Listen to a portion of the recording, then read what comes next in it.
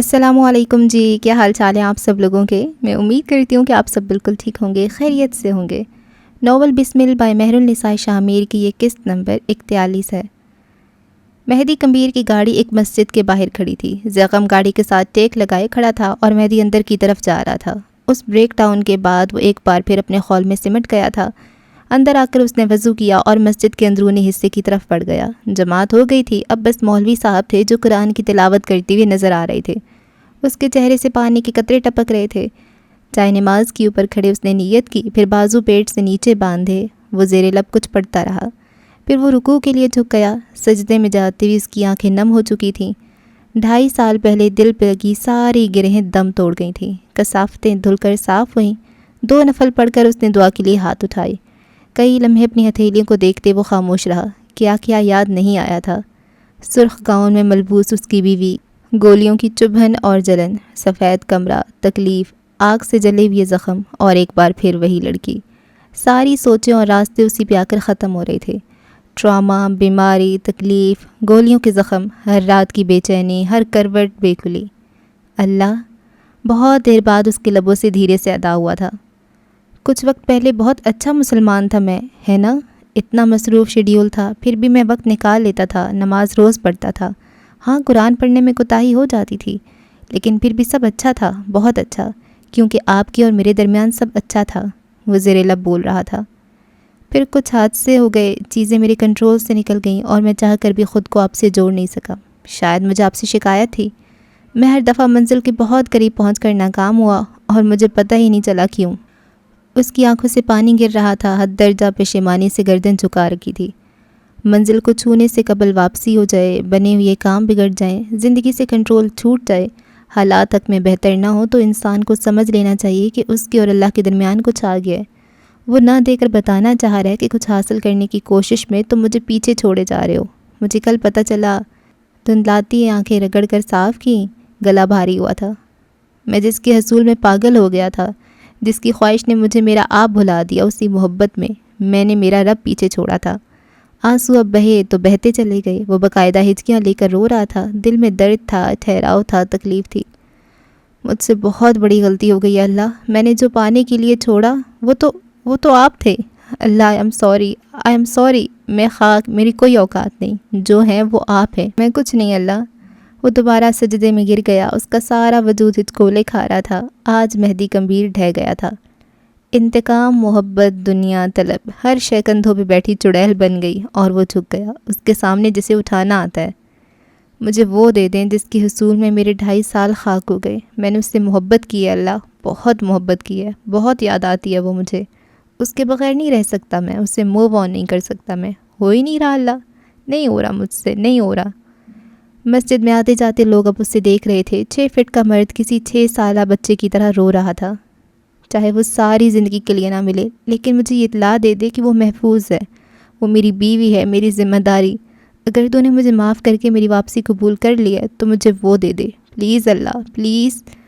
مجھے نیند نہیں آتی، میں کئی سالوں سے بے سکون ہوں، مجھے اس کی خیریت دے دے۔ انسان بھول جاتا ہے کہ دنیا اس کی ہے، لوگ اس کے ہیں، دماغ، دل، وفائیں، جذبات، حکومت، تخت، فقیری، عزت، ذلت، کامیابی، سب اسی کی ہے۔ مالک وہ ہے، آقا وہی ہے۔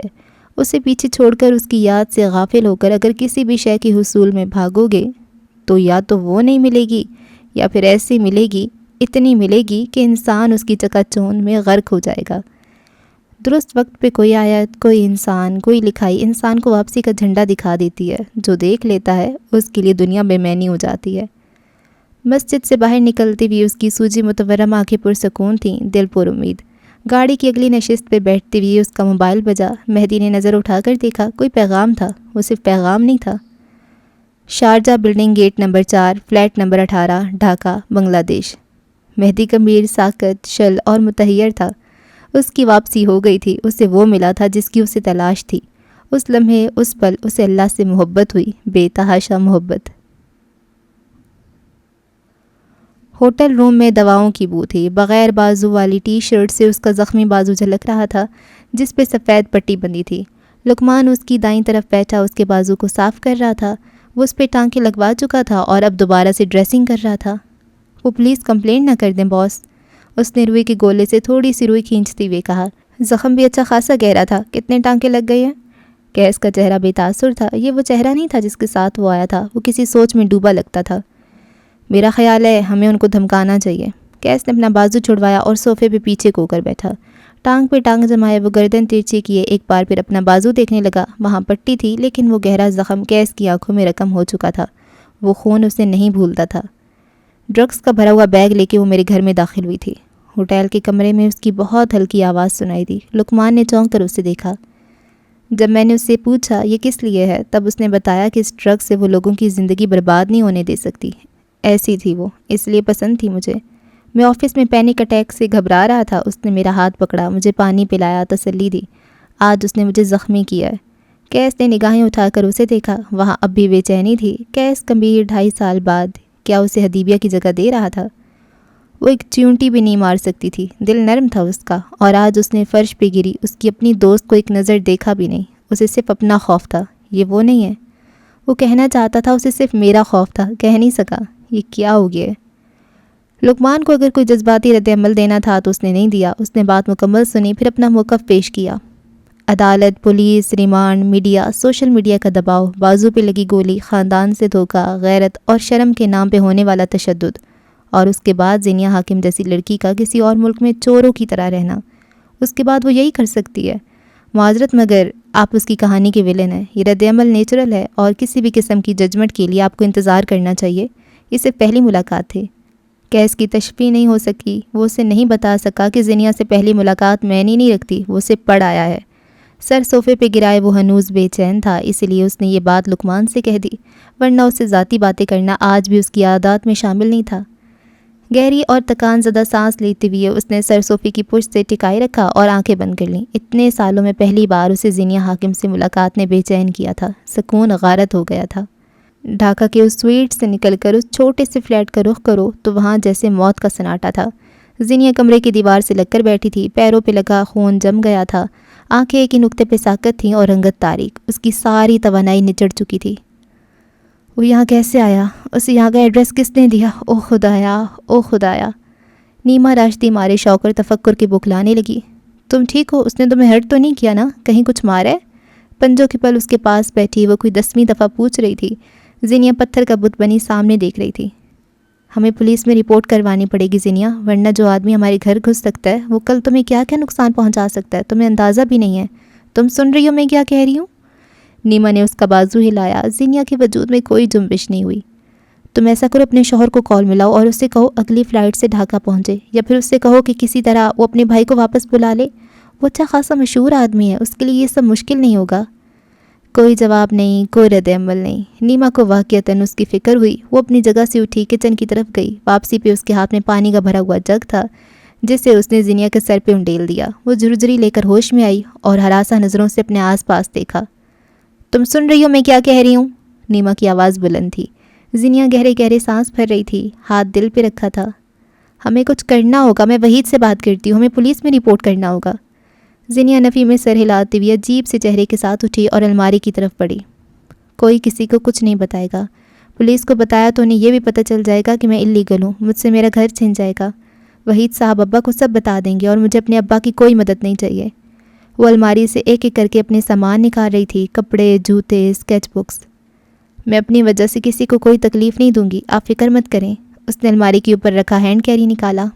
آپ اپنے بھائیوں کے گھر چلی جائیں اور میں آج ابھی اسی وقت یہاں سے کہیں جا رہی ہوں۔ آپ نیما آگے آئی، اس کا بازو پکڑ کے اسے بیڈ پہ بٹھایا، گیلے بال ہاتھوں سے ایک طرف کیے، اور اتنے عرصے میں پہلی بار نیما راشتی نے اس کانپتی لڑکی کے دونوں ہاتھ پکڑ کے اسے گلے لگایا تھا، بالکل ویسے جیسے مائیں گلے لگاتی ہوں۔ نہ تم کہیں جاؤ گی نہ میں، ہم دونوں یہی ہیں، تمہیں کچھ نہیں ہوگا، ریلیکس۔ نیما کے گرد اپنے کانپتے بازوؤں کا حصار بناتے ہوئے وہ بچوں کی طرح رونے لگی۔ وہ تمہیں دوسرے ملک میں ڈھونڈ سکتا ہے تو دوسرے شہر میں بھی ڈھونڈ سکتا ہے، بھاگنا حل نہیں ہے، میرا یہاں سے چلے جانا حل نہیں ہے، وہ مجھے کوئی نقصان نہیں دے گا۔ وہ اس کی پیٹھ نرمی سے تھپک رہی تھی۔ زینیہ بلند سے بلند آواز میں روتی جا رہی تھی۔ جس خوف نے اس کے 2.5 سال ضائع کر دیے، آج وہی خوف ایک بار پھر اس کے سر پہ منڈلا رہا تھا۔ وہ آج بھی پہلے دن جتنی بے بس تھی۔ میں اتنی مشکل سے سیٹل ہوئی تھی۔ نیما سے الگ ہوتے اس نے چہرہ ہاتھوں میں چھپا لیا۔ وہ اس طرح دوبارہ میری زندگی میں کیسے آ سکتا ہے؟ اس کو کیوں مجھ پہ ترس نہیں آتا؟ کیوں وہ مجھے جینے نہیں دیتا؟ میں نے اس کا کیا بگاڑا ہے؟ وہ کیوں میرے ساتھ ایسے کرتا ہے؟ کیوں؟ وہ روتے روتے چیخ پڑی۔ اس نے مجھے اتنا ذلیل کیا، میرا خاندان مجھ سے چھوٹ گیا، میری کامیابیاں غارت ہو گئیں، میری تو ساری زندگی خراب ہو گئی، مجھ سے میرا شوہر دور ہو گیا، وہ پھر بھی مجھے چین نہیں لینے دیتا۔ میں کیا کروں؟ کہاں جاؤں؟ کیوں آتا ہے وہ میرے پیچھے؟ اللہ اللہ، وہ کیوں کرتا ہے ایسا؟ نیما چپ چاپ اس کے قریب بیٹھ گئی۔ اس کی حالت بھی کچھ کم خراب نہیں تھی، لیکن جو زینیا پہ گزر رہی تھی وہ بس وہی جانتی تھی۔ ہم کوئی حل ڈھونڈ لیں گے، تم فکر مت کرو، ہر آزمائش کے ختم ہونے کا ایک وقت ہوتا ہے۔ وہ کچھ نہیں بولی، بس روئی گئی اور روئی گئی۔ آپ میری وجہ سے خود کو مشکل میں مت ڈالیں، پہلے ہی آپ اپنے بھائیوں کا گھر چھوڑ کر یہاں رہ رہی ہیں۔ میں کافی دیر بعد اس نے کہا، جب نیما نے اس کی بات کاٹی۔ اپنے بھائیوں کا گھر میں ویسے بھی چھوڑنے والی تھی، موقع اور بہانا چاہیے تھا، اور تمہاری وجہ سے مجھے کوئی مشکل نہیں ہوگی کیونکہ وہ میرے پیچھے نہیں ہے۔ اپنی حفاظت کے سامان کرو۔ اسی لمحے نیما کا موبائل بجنے لگا۔ اس نے پلنگ کی سائڈ دراز سے اپنا موبائل اٹھایا۔ غیر شناسہ نمبر سے کال تھی۔ اس نے کال کا جواب اس بات میں دیتی ہوئی موبائل کان سے لگایا۔ سامنے سے کچھ کہا گیا جسے سن کر انہوں نے بے اختیار زینیا کو دیکھا۔ نگاہوں میں کچھ تھا کہ زینیا حاکم کی ریڑھ کی ہڈی تک میں سنسناہٹ اتری۔ نیما نے موبائل کا اسپیکر کھولا اور موبائل بیڈ پہ رکھا۔ تم سن رہی ہو رائٹ؟ کیس کبیر کی آواز اسپیکر سے گونجی۔ آج کی ملاقات کے لیے میں بہت کچھ سوچ کر آیا تھا، لیکن تم نے سب خراب کر دیا۔ خیر، زینیا کو لگا وہ مسکرایا ہوگا۔ تمہیں اگر یہ لگتا ہے کہ میں ہار مان کر ایک طرف بیٹھ جاؤں گا تو تم غلط ہو۔ میں اگلے 10 دن یہی ہوں اور تمہاری واپسی میرے ساتھ ہوگی۔ زینیا کا سارا جسم پسینے میں ڈوب گیا، سانس کی ڈوری جیسے ٹوٹ کر رہ گئی ہو۔ تم اگر میرے ساتھ تعاون کرو گی تو میں بدلے میں نرمی دکھاؤں گا، ورنہ میرا طریقہ کار تھوڑا اوفینسو ہے، تمہیں پسند نہیں آئے گا۔ اس کے الفاظ حلق میں کہیں اٹکے تھے، چاہ کر بھی کچھ بول نہ پانا ایک مثال نہیں رہی تھی۔ اگلی ملاقات کے لیے تمہیں پورے 24 گھنٹوں کا وقت دیتا ہوں۔ وقت جگہ تم طے کرو، میں طے کروں گا تو تم برا مان جاؤ گی، اور یقیناً تمہیں دھمکانے کی کوئی ضرورت نہیں ہوگی کیونکہ تم بہت سمجھدار ہو۔ تم مجھے مایوس نہیں کرو گی، نہیں کرنا چاہیے۔ بغیر زینیا کی کوئی بات سنے اس نے کال کاٹ دی۔ ہر طرف خاموشی چھا گئی۔ زینیا حاکم کے دل و دماغ تک سناٹا اتر گیا، محیب اور تاریک، جس کے پار کوئی آواز نہیں تھی۔ اسلام آباد کے ایک رہائشی علاقے میں بنا وہ گھر آج تکمیل کو پہنچ چکا تھا۔ شہزل سیمسن بازو سینے پہ باندھے فخریہ نظروں سے اس گھر کو دیکھ رہی تھی۔ 6 ماہ پہلے اس نے اس گھر کی انٹیریئر کی ذمہ داری اپنے سر لی تھی اور اپنی ٹیم کے ساتھ 6 ماہ کی محنت آج رنگ لے آئی تھی۔ اس کی ٹیم اس وقت اندر کچھ تصاویر لینے میں مصروف تھی۔ گھر کے مالکین چھوٹا موٹا سامان اندر رکھ رہے تھے۔ گھر کو تاڑ لیا تو اندر چلیں؟ گاڑی سے کچھ سامان نکال کے اس کی طرف آتا وریام بولا۔ بٹن شرٹ کے ساتھ نیلی جینز پہنے، آنکھوں پہ گلاسز لگائے، وہ پسینے سے تر تھا۔ تمہاری زبان سے زہر نکلنا کب بند ہوگا؟ وہ بدمزہ ہو کر اس کی طرف مڑی۔ اس گھر پہ میں نے 6 ماہ لگائے ہیں، تھوڑی تعریف تم تو کر ہی سکتے ہو۔ 6 ماہ میں تم نے جو چھپڑ پھاڑ پیمنٹ لی ہے، مجھے تو بس وہی نظر آ رہی ہے۔ میرے ابا اور بھائی تعریف کر تو چکے ہیں۔ کاٹن اٹھائے وہ پسینے سے ہانپتے ہوئے بولا، ساتھ دونوں چلتے ہوئے اندر کی طرف جانے لگے۔ تم اپنے حصے کی تعریف کرتے اور تمہارے ساتھ تو پھر بھی رعایت کر لیا غریب آدمی۔ وہ دونوں اندر آ گئے۔ گھر میں کافی ہلچل تھی۔ وریام کے 3 بھائیوں نے گھر کو سیٹ کرنے کی ذمہ داری اپنے نازک کندھوں پہ اٹھا رکھی تھی اور کچن سے تازہ کھانوں کی مہک آ رہی تھی۔ وہ چلتے چلتے رک گئی، آنکھیں مشکوک انداز میں سکڑیں، وہ ایڑیوں کے بل مڑی۔ کھانا کون بنا رہا ہے؟ خوش قسمتی سے میرے تینوں بھائی سگڑ ہیں، ان میں سے ہی کوئی ہوگا۔ تمہارے بھائی کھانا بنا لیتے ہیں؟ وہ جیسے اپنی جگہ سے ہلنے سے انکاری ہوئی۔ اس میں کیا بڑی بات ہے، میں بھی بنا لیتا ہوں۔ کاٹن پکڑے پکڑے اس کے ہاتھ تک گئے تھے۔ شہزل آنکھیں پٹپٹاتے عین اس کے سامنے آ کھڑی ہوئی۔ تم نے کچھ عرصہ پہلے مجھے ایک آفر دی تھی، اس میں یہ خوبی مینشن کیوں نہیں کی؟ وریام بیگ چند لمحے اسے دیکھتا رہا، پھر گردن جھکا کر ہنس پڑا۔ وہ واقعی محظوظ ہوا تھا۔ شہزل نے ٹھہر کے اسے ہنستے ہوئے دیکھا۔ ایک پل کو کتنا اچھا لگا تھا نا؟ وہ آفر نہیں تھی، درخواست تھی۔ درخواستوں پہ غور کیا جاتا ہے مدام۔ زینوں کے وسط پہ کھڑا ازلان کھانے کا چمچ پکڑے کچن سے جھانکتا نعمان اور داخلی دروازے سے اندر آتا یاور، ان تینوں نے اپنے بھائی کو ایک لڑکی کے سامنے مسکراتا ہوا دیکھا۔ ناقابل یقین، بے یقینی سی بے یقینی۔ بس میں ہوتا تو خبر چلوائی جاتی۔ کیا تمہاری درخواست اب تک موجود ہے؟ وریام نے چہرہ اٹھا کر اس کی آنکھوں میں دیکھا۔ تم چاہو تو اگلے کئی سال رہے گی۔ شہزل نے اس کو مسکراتے ہوئے دیکھا۔ تھا تو سڑیل، لیکن ہنس پڑے تو اچھا لگتا تھا۔ کھانا بناتے ہوئے اور بھی اچھا لگتا ہوگا، اور باتیں مانتے ہوئے اور زیادہ اچھا۔ بے اختیار اس نے بس سوچا، ویسے آج میری درخواست کا اتنا چرچا کیوں؟ ہاتھوں میں کاٹن اٹھانے کا درد اب درد نہیں رہا تھا، جانے کیوں؟ سوچ رہی ہوں، غور کرنا شروع کر دوں، وہ کہتی ہوئی آگے بڑھ گئی۔ سیاہ بال ایک ادا سے لہرائے۔ وریام گہری سانس بھر کے رہ گیا اور باقی بیگ سانس نہیں لے سکے۔ تاریخ کا سب سے بڑا معجزہ اپنی آنکھوں سے جو دیکھ لیا تھا۔ 1.5 سال میں تم صرف سوچ رہی ہو؟ نہیں، اس بار کوئی حتمی جواب دے کر ہٹوں گی۔ وہ زینوں کے درمیان میں تھی اور وریام ابتدائی زینے پہ۔ میرا دل کافی نازک ہے، اگر توڑنا ہے تو ٹریگر وارننگ دے دو۔ ایک لمحے کو بے حد سنجیدہ لگا تھا۔ شہزل نے ستائشی انداز میں ابرو اوپر کو اٹھائے۔ معاملات دل کے کب سے ہو گئے؟ معاملات تو روز اول سے دل کے ہی تھے، دھڑلے سے کہتے اس نے قدم آگے کی طرف بڑھائے۔ ورنہ تمہیں کیا لگتا ہے میں یوں ہر لڑکی کو اوائڈ کرنے کی کوشش کرتا ہوں؟ اس کا اشارہ اپنے اس رویے کی طرف تھا جو اس نے زینیا کی گرفتاری کے وقت رکھا تھا۔ پھر تم لڑکیوں کی کس خصوصی برادری کے ساتھ ایسا رویہ رکھتے ہو جن سے دل کی درخواست رد ہو جانے کا خطرہ ہو؟ میں اتنی ظالم بھی نہیں، اس نے شکوہ کیا۔ 1.5 سال میں پہلی بار میری درخواست پہ غور کرنے کا صرف سوچا ہے، اب بھی کوئی شک؟ وہ شکوہ نہیں تھا، پھر بھی شہزل نے رک کے اسے دیکھا اور مستحکم لہجے میں کچھ کہا۔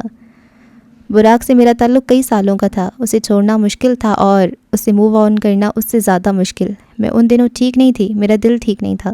تمہارے یا کسی بھی انسان کے اندر سہارا نہیں ڈھونڈنا تھا، خصوصیات ڈھونڈنی تھیں۔ وہ مسکراہٹ دبائی ہوئے بولا۔ بالکل، اور دیکھو اب ایک دن میں 3 نظر آ گئیں۔ بہت جلدی میں تمہاری فین نہ ہو جاؤں، پھر میں آٹوگراف کے لیے نکاح نامہ لے آؤں؟ کمال درجے کی معصومیت سے پوچھا گیا۔ شہزل سٹ پٹائی، پھر سرخ چہرے کے ساتھ آگے بڑھ گئی۔ وریام کو اپنی درخواست پہ سب سٹک لگتے نظر آ رہے تھے۔ ایک دن میں 3 بار مسکرایا۔ کیک کے ڈبے سے جھانکتا چاکلیٹ کیک اب بھی اسی جگہ پڑا تھا، اب اس کی گرد چونٹیاں تھیں، خون کے مٹے مٹے داغ فرش پہ اب بھی واضح تھے۔ کھڑکیوں پہ دبیز پردے چڑھے تھے، فلیٹ جیسے ابل رہا ہو۔ واحد کمرے میں بیڈ پہ لیٹی زینیا کی آنکھیں چھت سے لٹکتے پنکھے پہ جمی تھیں۔ پھر اس نے کروٹ لی۔ کھلے دروازے سے اسے کتار میں رکھے ہوئے 20 گلدستے نظر آئے جو 20 گھنٹوں کے گزرنے کی گواہی تھے۔ سفید، سرخ، زرد، گلابی، سیاہ، نارنجی، ہر گلدستہ مختلف رنگ کا تھا۔ ہر گھنٹہ گزرنے پہ اسے ایک گلدستہ بھیجا جا رہا تھا۔ یہ ایک طرح سے اسے بتایا جا رہا تھا کہ اس ملاقات کی تیاری وہ شروع کر دے۔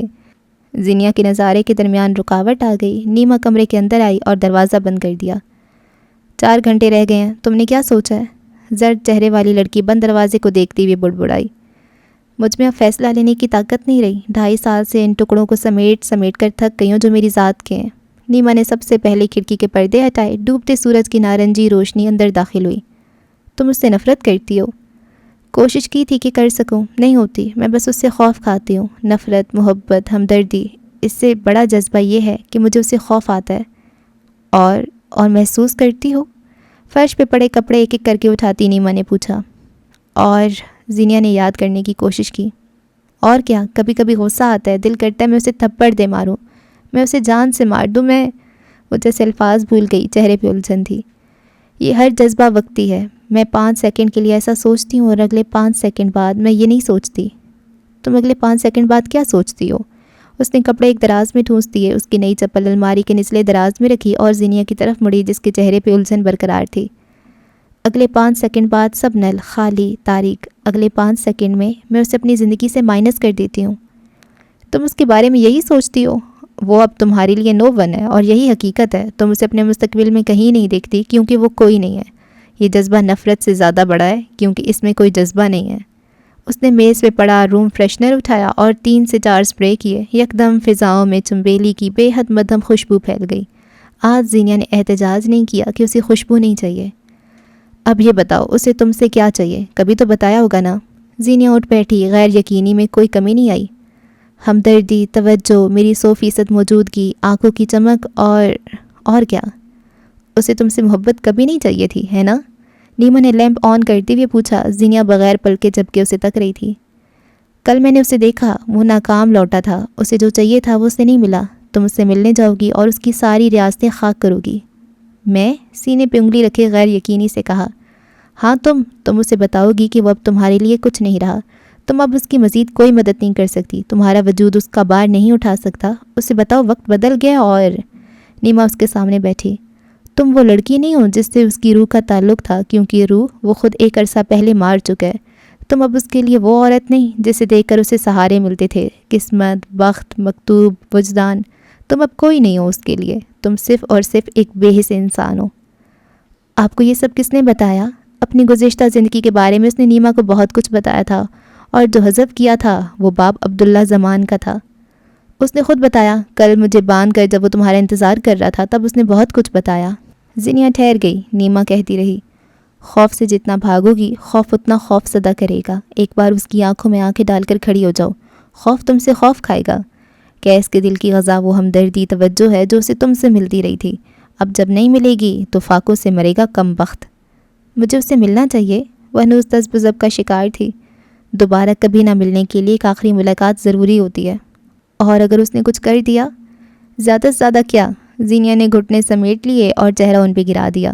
دروازے پہ بیل تواتر سے بج رہی تھی، شاید دوبارہ پھول آئے تھے، ایک نئی جگہ کی دعوت بھی۔ 3 گھنٹے رہ گئے تھے اور وہ فیصلہ کر چکی تھی۔ کئی برس پہلے عبداللہ زمان نے اسے ناکام لوٹایا تھا، آج اس کی باری۔ زیادہ سے زیادہ کیا؟ 3 گھنٹے بعد دیسی بائٹس، بشندھارا ڈھاکہ کے کئی خوبصورت کیفیز میں سے ایک ہے۔ گہرے سرمئی رنگ کی پیروں کو چھوتی فراک کے ساتھ سر پہ سیاہ دوپٹہ اوڑھے اس نے بال جوڑے میں باندھ رکھے تھے۔ ناک کے زیور کے علاوہ اس کے جسم پہ زیور کے نام پہ ہنس کا لاکٹ تھا۔ چہرہ ہر قسم کے میک اپ سے پاک تھا۔ اس کے ہاتھوں میں سیاہ رنگ کے گلاب بھی تھے جو کہ کیفے کے ایڈریس کے ساتھ موصول ہوئے تھے۔ آس پاس دیکھے بغیر وہ چلتی ہوئی اندرونی ہال کی طرف بڑھی۔ ہال کی دیواریں ابری اینٹوں والی تھیں جن کے اوپر رنگین لکڑی کی سجاوٹی سامان لگے تھے۔ چھت سے لٹکتی فیری لائٹس اس خوبصورتی سے لگی تھیں کہ وہاں جانے والوں نے ایک نظر اٹھا کر ضرور انہیں دیکھا ہوگا، سوائے اس آدمی کے جو اس وقت زینیا حاکم کو اندر آتے دیکھ رہا تھا اور بس اسے ہی دیکھ رہا تھا۔ چمچ اور کانٹوں کی آوازیں ساکن ہو گئیں، وہ بس اس کے قدموں کی چاپ سن رہا تھا۔ نظارے دھندلے ہو گئے، وہ تو بس اس سے دیکھ رہا تھا۔ ہال کے وسط میں کھڑی لڑکی نے نگاہیں گھمائیں اور نگاہ ملی۔ اس ایک نگاہ کے ملنے سے کیا کیا یاد آیا تھا؟ میں زینیا حاکم کو اپنے بھائی کے قتل کے الزام میں نامزد کرتا ہوں۔ تمہاری ساری زندگی میرے قدموں میں گزرے گی۔ کتنے مردوں کے بیچ رہ چکی ہو تم؟ تمہیں مقام چاہیے تھا نا؟ ذلت کے معاملے میں تمہارا مقام سب سے اونچا ہو گیا ہے۔ اس نے بے اختیار اپنی گردن پہ جلن محسوس کی۔ وہ بھری محفل میں اس کا گلا دبا رہا تھا، تھانے میں اس کے عقب میں بیٹھا وہ اس کے بالوں کی خوشبو محسوس کر رہا تھا، اور آج وہ اس کے سامنے بیٹھا تھا۔ درمیان میں بس چند قدم کا فاصلہ تھا، ایسا کیس کو لگتا تھا۔ ہر شے جھٹکتے، ہر بری یاد ذہن سے خارج کرتے وہ اس کی طرف چلی آئی۔ رنگین میز کے سامنے سرخ رنگ کی کرسی کھینچ کر بیٹھتے ہوئے، سیاہ پھول میز پہ دھرتے ہوئے کیس نے ایک ایک لمحہ اسے تکا تھا۔ کئی برس سے نگاہوں کا جو گلا تھا وہ دور ہوا، مدتوں کی فاقہ کش کو محبوب خزاں نصیب ہوئی۔ مجھے یقین تھا تم آؤ گی۔ کیسے نہ ہوتا یقین؟ کسی کو بے بس کر دینے کی تمام صلاحیتوں سے واقف ہو تم۔ پرانی باتیں آج ایک ہی بار کر لیتے ہیں تاکہ ہماری اگلی ملاقات کسی بھی ناخوشگواری کی نظر نہ ہو۔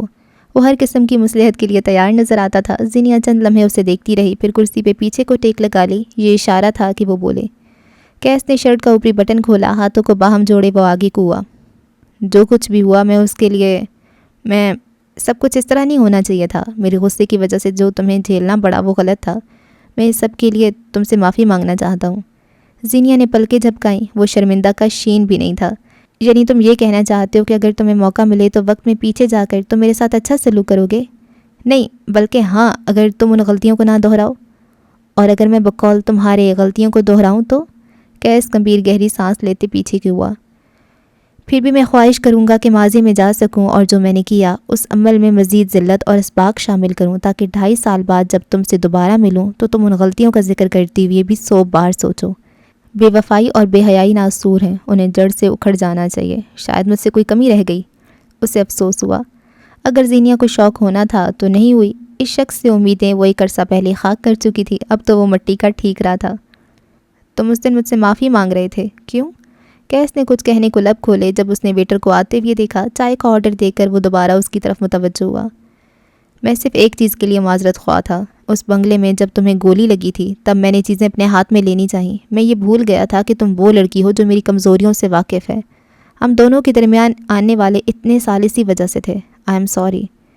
پچھلی ملاقات کی نسبت اس ملاقات میں وہ پر اعتماد تھا۔ شرمندگی، قلق، آزردگی سب آہستہ آہستہ کم ہوتا جا رہا تھا اور ایک دن ختم ہو جاتا۔ ہر سرخ جھنڈے کے دوبارہ لہرانے پہ انسان کو لگتا ہے اب سب ٹھیک ہوگا، مگر حقیقت یہ ہوتی ہے کہ اس کے لہراتے وقت اس کا نظارہ ہماری آنکھ سے اوجھل ہوتا ہے، رنگ وہی رہتا ہے۔ اوکے کیا ہوتا ہے؟ جو شکایت ہے وہ کرو، جو مسئلہ ہے وہ بتاؤ۔ مجھے برا بھلا کہنا چاہتی ہو؟ کچھ دل میں ہے؟ سب کہو، موقع دیا ہے تمہیں۔ زرد روشنیوں تلے بیٹھی ہوئی لڑکی نے نفی میں سر ہلایا۔ مجھے کچھ نہیں کہنا، تم کہتے رہو، میں سن رہی ہوں۔ ذرا جلدی کہو، مجھے گھر جاتی ہوئے لیٹ ہو جائے گی۔ زینیا حاکم اس شخص سے، اس کی معذرتوں سے، اس کے دیے موقعوں سے لا تعلق تھی۔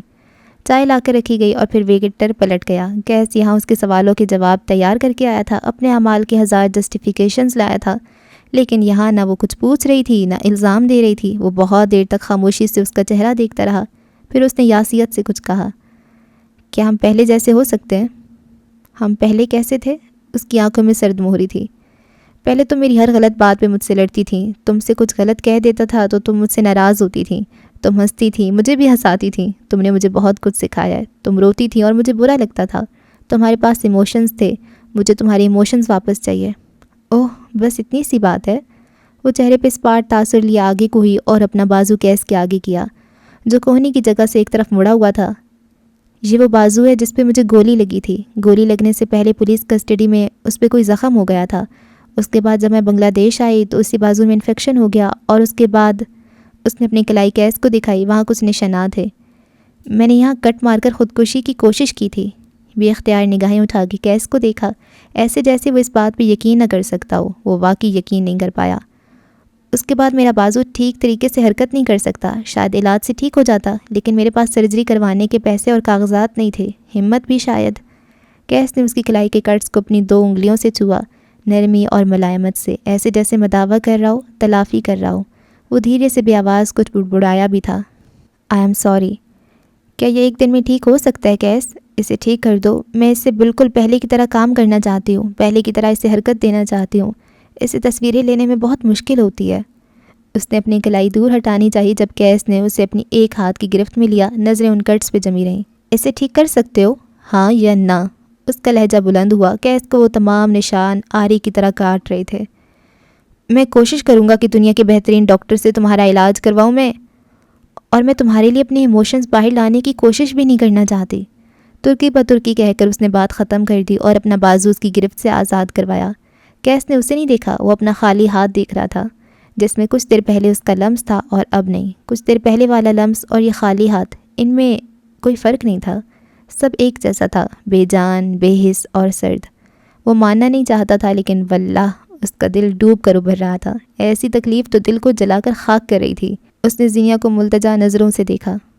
مجھے ایک چانس دے دو، یعنی مجھے انکار اور اقرار کا حق بھی ہے۔ واو، تم جو چاہتے ہو وہ کر لو کیس، میرے ساتھ زبردستی کرو، مجھے پاکستان لے جاؤ، میری شادی شدہ ہوتے ہوئے مجھ سے محبت کی باتیں کرو، یا پھر میرے گھر گھس کر آ جاؤ۔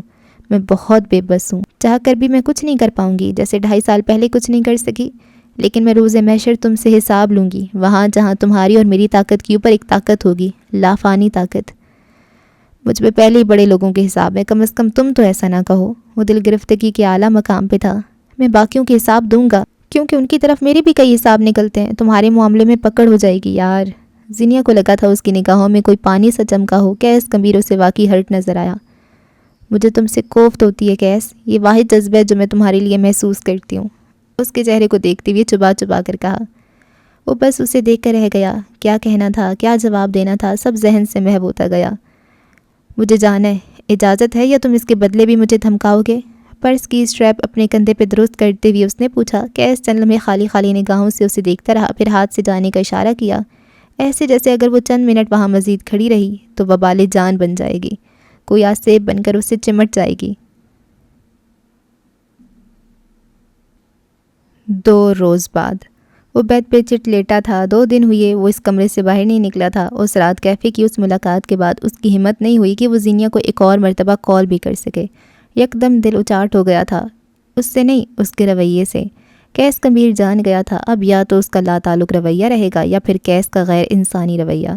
موبائل کے بجنے پہ اس کی خود ساختہ خاموشی میں ایک ارتعاش پیدا ہوا۔ اس نے ہاتھ مارتے ہوئے موبائل تلاش کیا اور پھر چہرے کے سامنے کیا۔ ٹریجڈی کالنگ کے الفاظ جگمگائے۔ کیس نے کال اٹینڈ کر لی اور خود اٹھ کے بیٹھ گیا۔ اسکرین پہ نظر آنے والا اس کا چہرہ پشمردہ تھا۔ براق بدمزہ ہوا۔ تم ٹھیک ہو؟ میں 3 دن سے تمہیں کالز کر رہا ہوں، اٹھا کیوں نہیں رہے؟ مصروف تھا۔ مصروفیت کی نوعیت جان سکتا ہوں، کیونکہ ہماری سب سے بڑی مصروفیت کاروبار ہے جسے تم چھوڑ کے بھاگے ہو۔ براق گر جا، فرانس جانا تھا تمہیں اور تم ڈھاکہ میں جھک مار رہے ہو۔ تمہاری محبت کی یہ رونق کب تک جھیلنے والے ہیں ہم؟ کیس نے ماتھا مسلا، اسے کافی کی طلب ہونے لگی۔ 2 دن کا خالی میدان اب عجیب غراہٹ پیدا کر رہا تھا۔ اب کیا ہوا ہے وہ بھی بتا دو۔ براق بری طرح بیزار ہوا۔ اس سارے عرصے میں اس نے ہر شے چھوڑ کاروبار کو جنون بنا لیا تھا اور اب اسے اس کاروبار سے کسی کی ذرا سے بھی غفلت کوفت زدہ کر دیتی تھی۔ مشین بن کر رہ گئی دو ناکام عاشق۔ میں اس سے ملا تھا۔ اس نے سگار کا پیکٹ اٹھاتے ہوئے کہا، پھر شکل پہ کیوں پھٹکار برس رہی ہے؟ مل لیے تو اب خوش ہو جاؤ جیسے پہلے ہوتے تھے۔ نادانستگی میں براق نے اس کے کلیجے پہ وار کیا تھا۔ سگار کے پیکٹ سے ایک سگار نکالتے ہوئے اس کی رگیں پھول گئیں۔ پہلے جیسا کچھ نہیں رہا۔ کیوں؟ اب وہ کسی اور سے محبت کرتی ہے؟ خیر وہ پہلے بھی تم سے نہیں کرتی تھی۔ انداز لگاتا خود سے رد کرتا وہ کافی محظوظ ہو رہا تھا۔ ایک دوسرے کی تکلیف پہ وہ آج کل یوں ہی خوش ہوتے تھے۔ کیا بدل گیا ہے؟ پتہ نہیں، اب بس وہ پہلے جیسی نہیں لگتی۔ سگار لبوں میں دبائے اس نے میز پہ پڑا لائٹر اٹھایا اور اسے شعلہ دکھایا۔ وقت گزر گیا، تم اس سے 2.5 سال بعد مل رہے ہو، اتنا تو ہوتا ہی ہے۔ اب تو تمہیں تیار رہنا چاہیے تھا کہ وہ تم سے لڑے گی، غصہ ہوگی، ڈر بھی سکتی ہے۔ کیس جواباً بس اسے دیکھتا رہا۔ براق نے غور کیا، اس کی رنگت پھیکی پڑی تھی۔ بہت دیر بعد جب وہ بولا تو اس کی آواز شکستہ تھی۔ وہ چند منٹ کے لیے مجھ سے ڈری تھی، مجھے اچھا نہیں لگا، پھر اس کے بعد اس کے پاس میرے لیے کوئی ایموشنز نہیں رہے۔ وہ ڈر اور حیرانگی وقتی تھی، اس کی لاتعلقی۔ میں اس لاتعلقی کا کیا کروں؟ وہ ایسی نہیں تھی۔ میں نے اس دنیا سے محبت نہیں کی تھی۔ وہ جب میرے ساتھ ہوتی تھی مجھے سکون ملتا تھا۔ اسے دیکھتا ہوں تو دم گھٹ رہا ہے۔ انسان نہیں، یہ کھوکھلا جسم ملا ہے مجھے، میں ایک جسم کا کیا کروں؟ براق نے گہری سانس لی اور بے فکری سے اسے دیکھا۔ تو کیا ہوا؟ ساری زندگی پڑی ہے، فیلنگز آ ہی جائیں گی ایک دن۔ یہ سارا مرد کا کمال ہوتا ہے، ایک کھوکھلے جسم کو انسان بنانا اسے آ ہی جاتا ہے۔ اور عورت کہاں زیادہ وقت ریزسٹ کر پاتی ہے؟ ایک دن دیکھنا تمہارے قدموں میں بیٹھی ہوگی۔ محبتیں مل جائیں تو احساسات کی پرواہ کون کرتا ہے؟ کیس کے گلے میں گلٹی ابھر کر معدوم ہوئی۔ ایک لمحے کے لیے، صرف ایک لمحے کے لیے اس نے وہ مستقبل دیکھا تھا جس میں زینیہ حاکم کی حیثیت ایک روبوٹ کی سی تھی، اور اسے لگا وہ ایک پل بھی بھاری عذاب ہے۔ سگار کا دھواں اسے منظر پہ چھاتا دکھائی دینے لگا۔ کھوکھلا وجود کسے چاہیے؟ کم از کم مجھے نہیں۔ اس پہ دسترس تب بھی تھی جب وہ پہلی دفعہ میرے گھر آئی تھی، تب بھی جب وہ جیل میں تھی، اور اس سے پہلے بھی کئی بار انگنت دفعہ۔ جو چیز مجھے اس سے چاہیے وہ کمفرٹ تھا۔ وہ واحد انسان تھی جو گردن اٹھا کے مجھ سے بات کر سکتی تھی، جو میرے غلط کو غلط کہنے کا حوصلہ رکھتی تھی، جس نے میری پرواہ تھی۔ وہ نہیں کرے گی تو میں خود بھی نہیں کروں گا۔ میں کسی کو یہ نہیں سمجھا سکتا کہ وہ میرا پلس پوائنٹ ہے، اس کے بغیر میں -0 ہوں۔ کافی دیر تک براق چپ رہا۔ ہاں اسے دکھ نہیں ہوا تھا، آج کل اسے کسی کے لیے دکھ نہیں ہوتا تھا، اپنے لیے بھی نہیں، سب وقت کی بربادی تھی۔ کیا چاہتے ہو؟ 2.5 سال قبل والی زینیہ حاکم۔ سگار جل جل کر راکھ ہو رہا تھا۔ فائدہ کوئی نہیں، اس کا نکاح ہو چکا ہے اور شوہر حیات ہے۔ اس کے پہلے شوہر کا انتقال بھی میرے ہاتھوں پہ درج ہے۔ ایک نشان اور سہی۔ خود کو سیاہ کرتے جا رہے ہو، ایک دن تم اسے نظر آنا بند ہو جاؤ گے۔ اس نے مجھے کبھی دنیا کی نظر سے دیکھا ہی نہیں۔ تم نے 2.5 سال اس کے بغیر گزارے ہیں، باقی کی زندگی بھی گزار سکتے ہو۔ آگ سے کھیلنا بند کر دو۔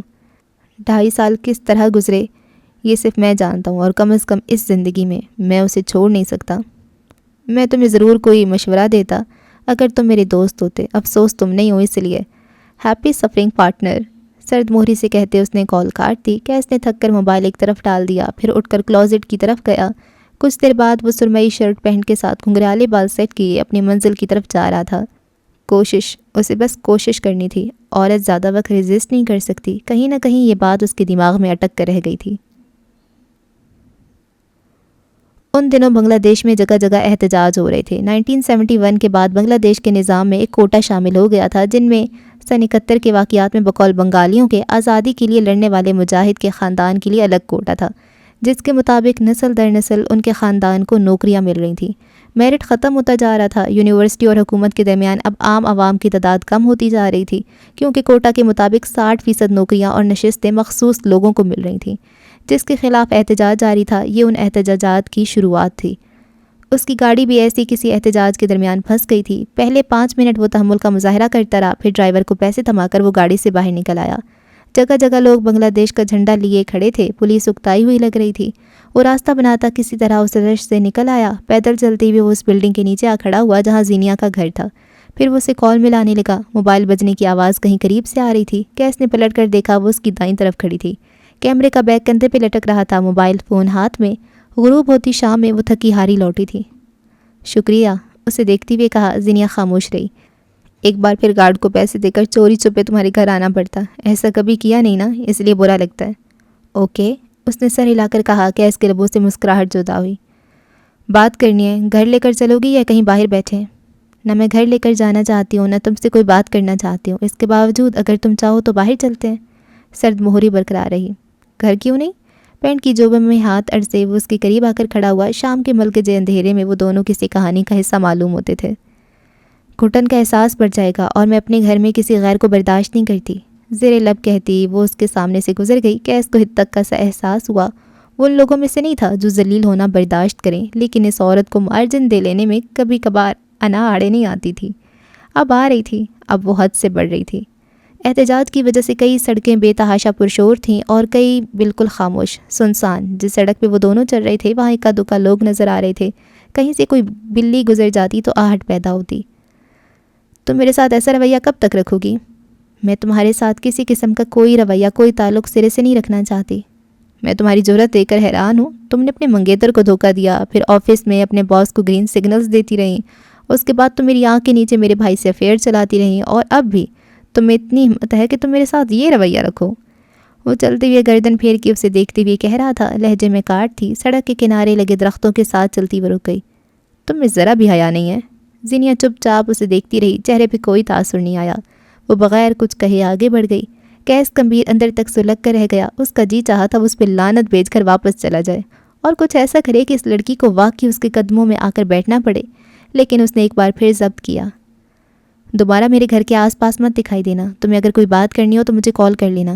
تھوڑی دور جا کر اس نے خود بات شروع کی۔ کیوں؟ تم میری کال کا انتظار کرو گی؟ تمہیں ایسا لگتا ہے تو ایسا صحیح۔ تم آخر ثابت کیا کرنا چاہتی ہو؟ اس نے زینیا کا بازو تیزی سے اپنی طرف موڑا، آنکھوں میں چنگاریاں تھیں اور گرفت آہنی۔ تمہیں لگتا ہے تم اس طرح مجھے کولڈ شولڈرز دو گی اور میں تم سے ایک دن بیزار ہو کر یہاں سے چلا جاؤں گا؟ تم سے کسی قسم کی کوئی امید لگاؤں، وہ بھی اچھائی کی؟ معذرت، مگر بے وقوفوں کی سب چھوڑ دیا میں نے۔ وہ اسی طرح بے رخی سے بولی۔ کیس نے اسی طرح اس کے بازو پہ گرفت بڑھاتے اسے اپنے قریب کیا، اتنا کہ وہ اب اس کی آنکھوں میں قہر دیکھ سکتی تھی۔ مجھے اتنا آزماؤ جتنا بعد میں تم برداشت کر سکو۔ جو کچھ میں نے تمہارے ساتھ کیا تم وہ ڈیزرو کرتی تھی، اور مجھے دعائیں دو کہ تمہیں زندہ چھوڑا، ورنہ تم جیسی عورتوں کی جگہ قبروں میں ہے یا پھر گھر میں مرد کے قدموں میں۔ تم جیسیوں کو بغیر عزت کے گھر میں رکھا جاتا ہے، صرف ضرورت کے تحت۔ اپنے ہر لفظ کے ساتھ اس کی گرفت سخت ہو رہی تھی، اتنی کہ زینیا کو اپنا بازو جلتا محسوس ہوا۔ میں محبت کرتا ہوں تم سے، اس لیے تمہیں ڈھونڈتے ہوئے یہاں تک آ گیا، ورنہ کسی کو تمہاری پرواہ نہیں ہے۔ تمہارا خاندان بہت سکون سے رہ رہا ہے، تمہارا وہ سو کالڈ شوہر ہر روز کسی نئی عورت کے ساتھ نظر آتا ہے، صرف مجھے پرواہ ہے تمہاری۔ کم از کم وہ اس طرح کسی عورت کا بازو پکڑ کر اپنی طاقت نہیں دکھاتا ہوگا۔ بغیر چلائے، بغیر کسی شور کے اس نے دھیمے لہجے میں کہا، مجھ پہ، میری ذات پہ بات کرنے کی عادت اور اجازت ہے تمہیں، لیکن اگر تم نے میرے شوہر کے خلاف ایک لفظ بھی کہا تو تم مجھے اچھے سے جانتے نہیں ہو۔ غصہ، تپش، حساسیت، وفا، اس کے پاس تو ہر ایک جذبہ تھا، ہاں، مگر کیس گمبھیر کے لیے نہیں۔ اس کا دل شل ہوا۔ زینیا کا بازو چھوڑ کر وہ فاصلے پہ ہوا۔ چند لمحے ایک دوسرے کے سامنے کھڑے وہ بس ایک دوسرے کو دیکھتے رہے۔ کیس بے بسی سے اسے دیکھ رہا تھا اور زینیا اسے جیسے جذبات چھو کر بھی نہ گزرے ہوں۔ کوفت، بیزاری، اکتاہٹ، کیس کی موجودگی کو وہ ان 3 لفظوں میں سمیٹ سکتی تھی۔ تم جانتی ہو میری زندگی کی سب سے بڑی غلطی کیا ہے؟ میں نے تم سے محبت کر لی، پتہ نہیں کیوں کر لی۔ وہ سڑک کنارے رکھی بینچ پہ بیٹھ گیا، سر کو ہاتھوں میں گرا لیا۔ اسے ہرٹ کرتا تھا تو گلٹ ہوتا تھا، وہ دور جاتی تھی تو برداشت نہیں ہوتا تھا، محبت اسے مجبور کر چکی تھی۔ تم سے پہلے اتنی ٹھیک زندگی تھی، کام، پیسہ، خاندان اور میرے روگ، پھر تم آ گئیں۔ آہستہ آہستہ مجھ سے میرا چارج ختم ہوتا گیا، پھر میں تمہارا عادی ہو گیا۔ تم نے دعائیں کی تھی نا کہ اللہ عبداللہ کا دل تمہارے لیے پلٹ دے، اس نے پلٹ دیا، لیکن غلط وقت پہ۔ تم بہت دور جا چکی تھی۔ کئی لمحے گردن جھکائے حلق میں اٹکتے آنسوؤں کے گولے کو نظر انداز کرتے وہ بیٹھا رہا۔ پھر جب نگاہ اٹھا کر دیکھا تو وہ سامنے بت بنی کھڑی تھی۔ کیس گمبھیر نے اپنے بال دونوں مٹھیوں میں بھر لیے، دانتوں پہ دانت جما کر ضبط کیا، مگر آنسوؤں کے کچھ قطرے بلا اجازت اس کی آنکھوں سے گر پڑے۔ یہ بے رخی، یہ اس کی برداشت سے زیادہ تھی، بہت زیادہ۔ آنکھیں رگڑ کر اس نے زینیا کو دیکھا۔ کیوں کر رہی ہو میرے ساتھ ایسا؟ میری محبت کیوں نہیں نظر آتی تمہیں؟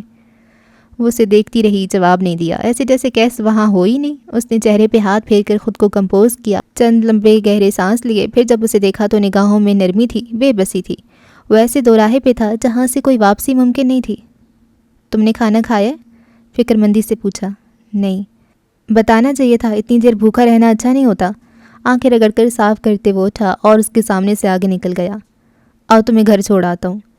وہ دوسری ملاقات میں بھی اسے گھر چھوڑ کر آیا تھا۔ اس نے تب بھی زینیا کو گھر چھوڑا تھا جب اسے بالاج کی موت کا پتہ چلا تھا، اور آج تو کیس گمبھیر اپنے دل کے جنازے کو برطرف کی اسے گھر چھوڑنے جا رہا تھا۔ محبوب کے مسئلے تھے تو چاہنے والے کے فرائض بھی تھے، اور اس نے فرائض ہمیشہ نبھائے تھے۔ حویلی والے اپنے کیے ہوئے ہر ظلم کو ایسے بھولے تھے جیسے ان سے زیادہ مظلوم کبھی کسی ماں نے جنا نہ ہو۔ مصروفیات اور زندگی ایک ریس میں بھاگ رہے تھے۔ حاکم نواب کا وہ چھوٹا سا گھر کہیں دور چھوٹ گیا تھا۔ آج بڑے دنوں بعد بشر کو فراغت ملی تھی۔ وہ حویلی کے لان میں گھٹنوں کے بل بیٹھا ہوا تھا۔ سامنے سے زینب بال ہاتھ میں لیے چھوٹے چھوٹے قدم اٹھاتی اس کی طرف آ رہی تھی۔ وہ بال بشر کو تھماتی تو وہ اس کے دونوں گال باری باری چومتا اور بال دوبارہ دور اچھال دیتا۔ بچی کھلکھلاتی ہوئے دوبارہ بال لانے کی تگودو میں لگ جاتی۔ ذرا فاصلے پہ حاکم نواب بیٹھے تھے۔ اولاد کی اولاد سے جو محبت ہوتی ہے وہ بہت خوبصورت ہوتی ہے۔ گزرے برسوں میں وہ اگر بدلے نہیں تھے تو پہلے جیسے بھی نہیں رہے تھے۔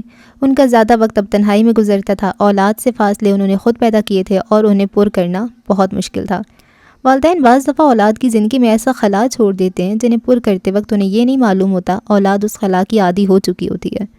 وہ اس کھیل سے تھک گیا تو زینب کو گود میں اٹھائے کرسیوں کی طرف چلا آیا، اسے ایک کرسی پہ بٹھایا اور خود سامنے بیٹھ گیا۔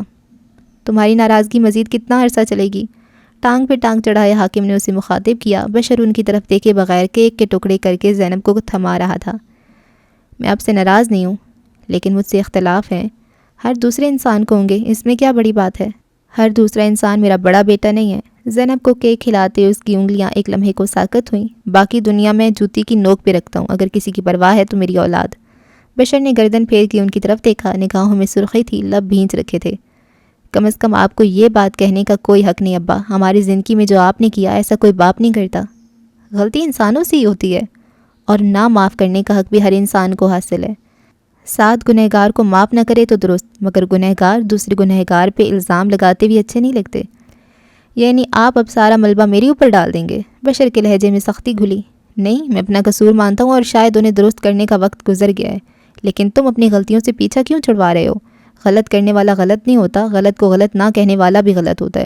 کم از کم زینی میرے برے رویے پہ مزاحمت ضرور کرتی تھی۔ تم مرد ہو کر چپ تھے کیونکہ اندر کہیں یہ سب دیکھ کر تم اس سب کے عادی ہو گئے تھے۔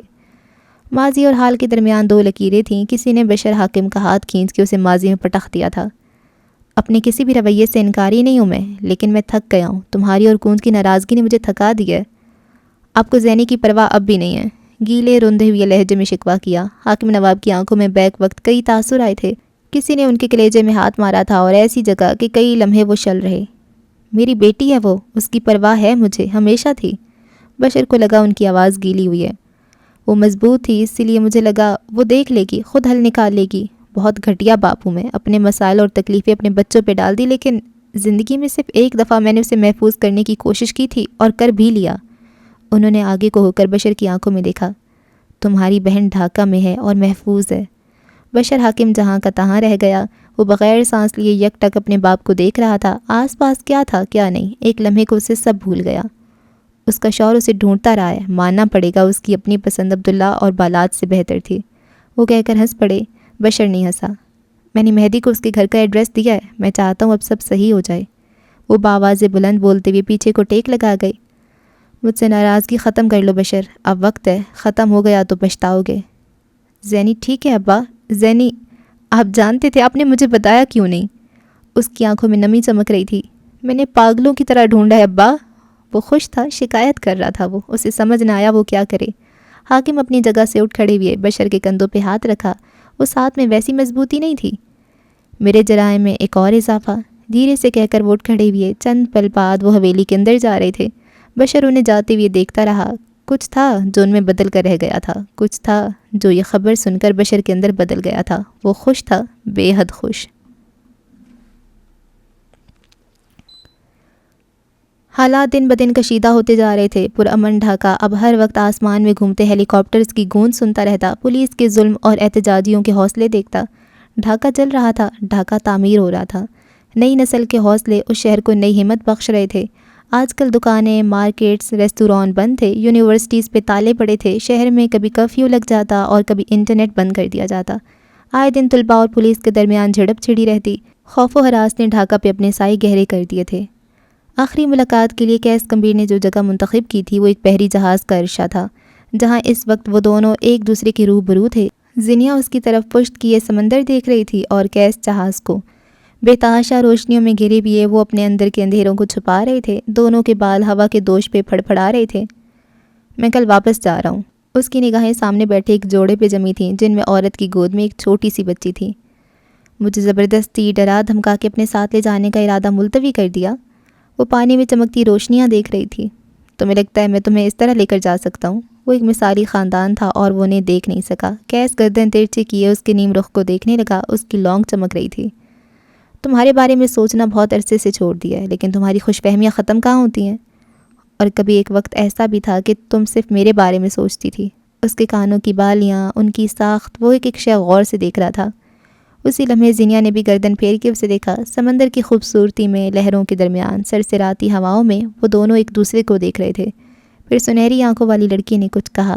سیاہ آنکھوں والے مرد اسی اعتراف کو سننے کو بے چین تھا۔ زینیا دھیرے دھیرے نیچے بیٹھ گئی۔ عرشے سے ٹیک لگائے اس نے بازو گھٹنوں کے گرد باندھ لیے۔ کیس اس کے سامنے بیٹھا تھا۔ تم میرا کمفرٹ زون تھے عبداللہ۔ لہروں نے شور کم کر دیا۔ روشنیوں نے پلٹ کر بس ان دونوں کا احاطہ کیا۔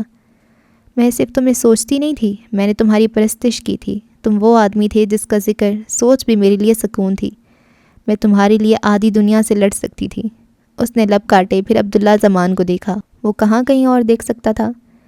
میں دعائیں کرتی تھی اللہ تمہارا دل نرم کر دے۔ تم آ جاؤ، بس ایک بار آ جاؤ، میرے لیے آ جاؤ۔ بے شک یہ ماضی کا اظہار تھا، لیکن وہ جس بے تاثر چہرے کے ساتھ کہہ رہی تھی، عبداللہ کو یہ چہرہ کھلا۔ ابا، اماں، بشر، سارا خاندان جانتا تھا تم نہیں آؤ گے، لیکن میں نے تم سے امید رکھی۔ بالاج کا نام میرے ساتھ آیا تو میرا دم گھٹنے لگا۔ میں نے اپنے مائیوں سے اٹھ کر تمہیں کالز ملائیں۔ میں وہ وقت کیسے بھولوں جب تم نے میری تذلیل کی تھی؟ تم صرف ایک انسان نہیں تھے، تم دنیا تھے میری۔ تم اچھے برے نہیں لگے تھے، تم مجھے میرے لگتے تھے، لیکن تم نے چھوڑا، تم نے ہمیشہ مجھے پیچھے چھوڑا۔ تم بت تھے میرا جو پاش پاش ہو گیا۔ ہونا ہی تھا، تمہاری محبت میں خود کو گرا جو دیا تھا۔ گلہ کر رہی ہو تو معذرت خواہ ہوں، تانا ہے تو سر جھکا کر سن لوں گا۔ کیا کروں میں؟ میرا ماضی اگر اچھا ہوتا تو آج یہاں تم میرے ساتھ خوش ہوتی۔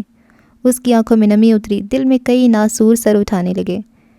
میری زندگی میں صرف تکلیفیں تھیں، تھک گیا تھا میں، ہرٹ تھا اسی لیے ہرٹ کیا، لیکن اب سب صحیح کرنا چاہتا ہوں، تمہارے ساتھ ایک نئی زندگی شروع کرنا چاہتا ہوں۔ جو کچھ بھی ماضی میں ہوا میں اسے بھول کر تمہارے ساتھ رہنا چاہتا ہوں۔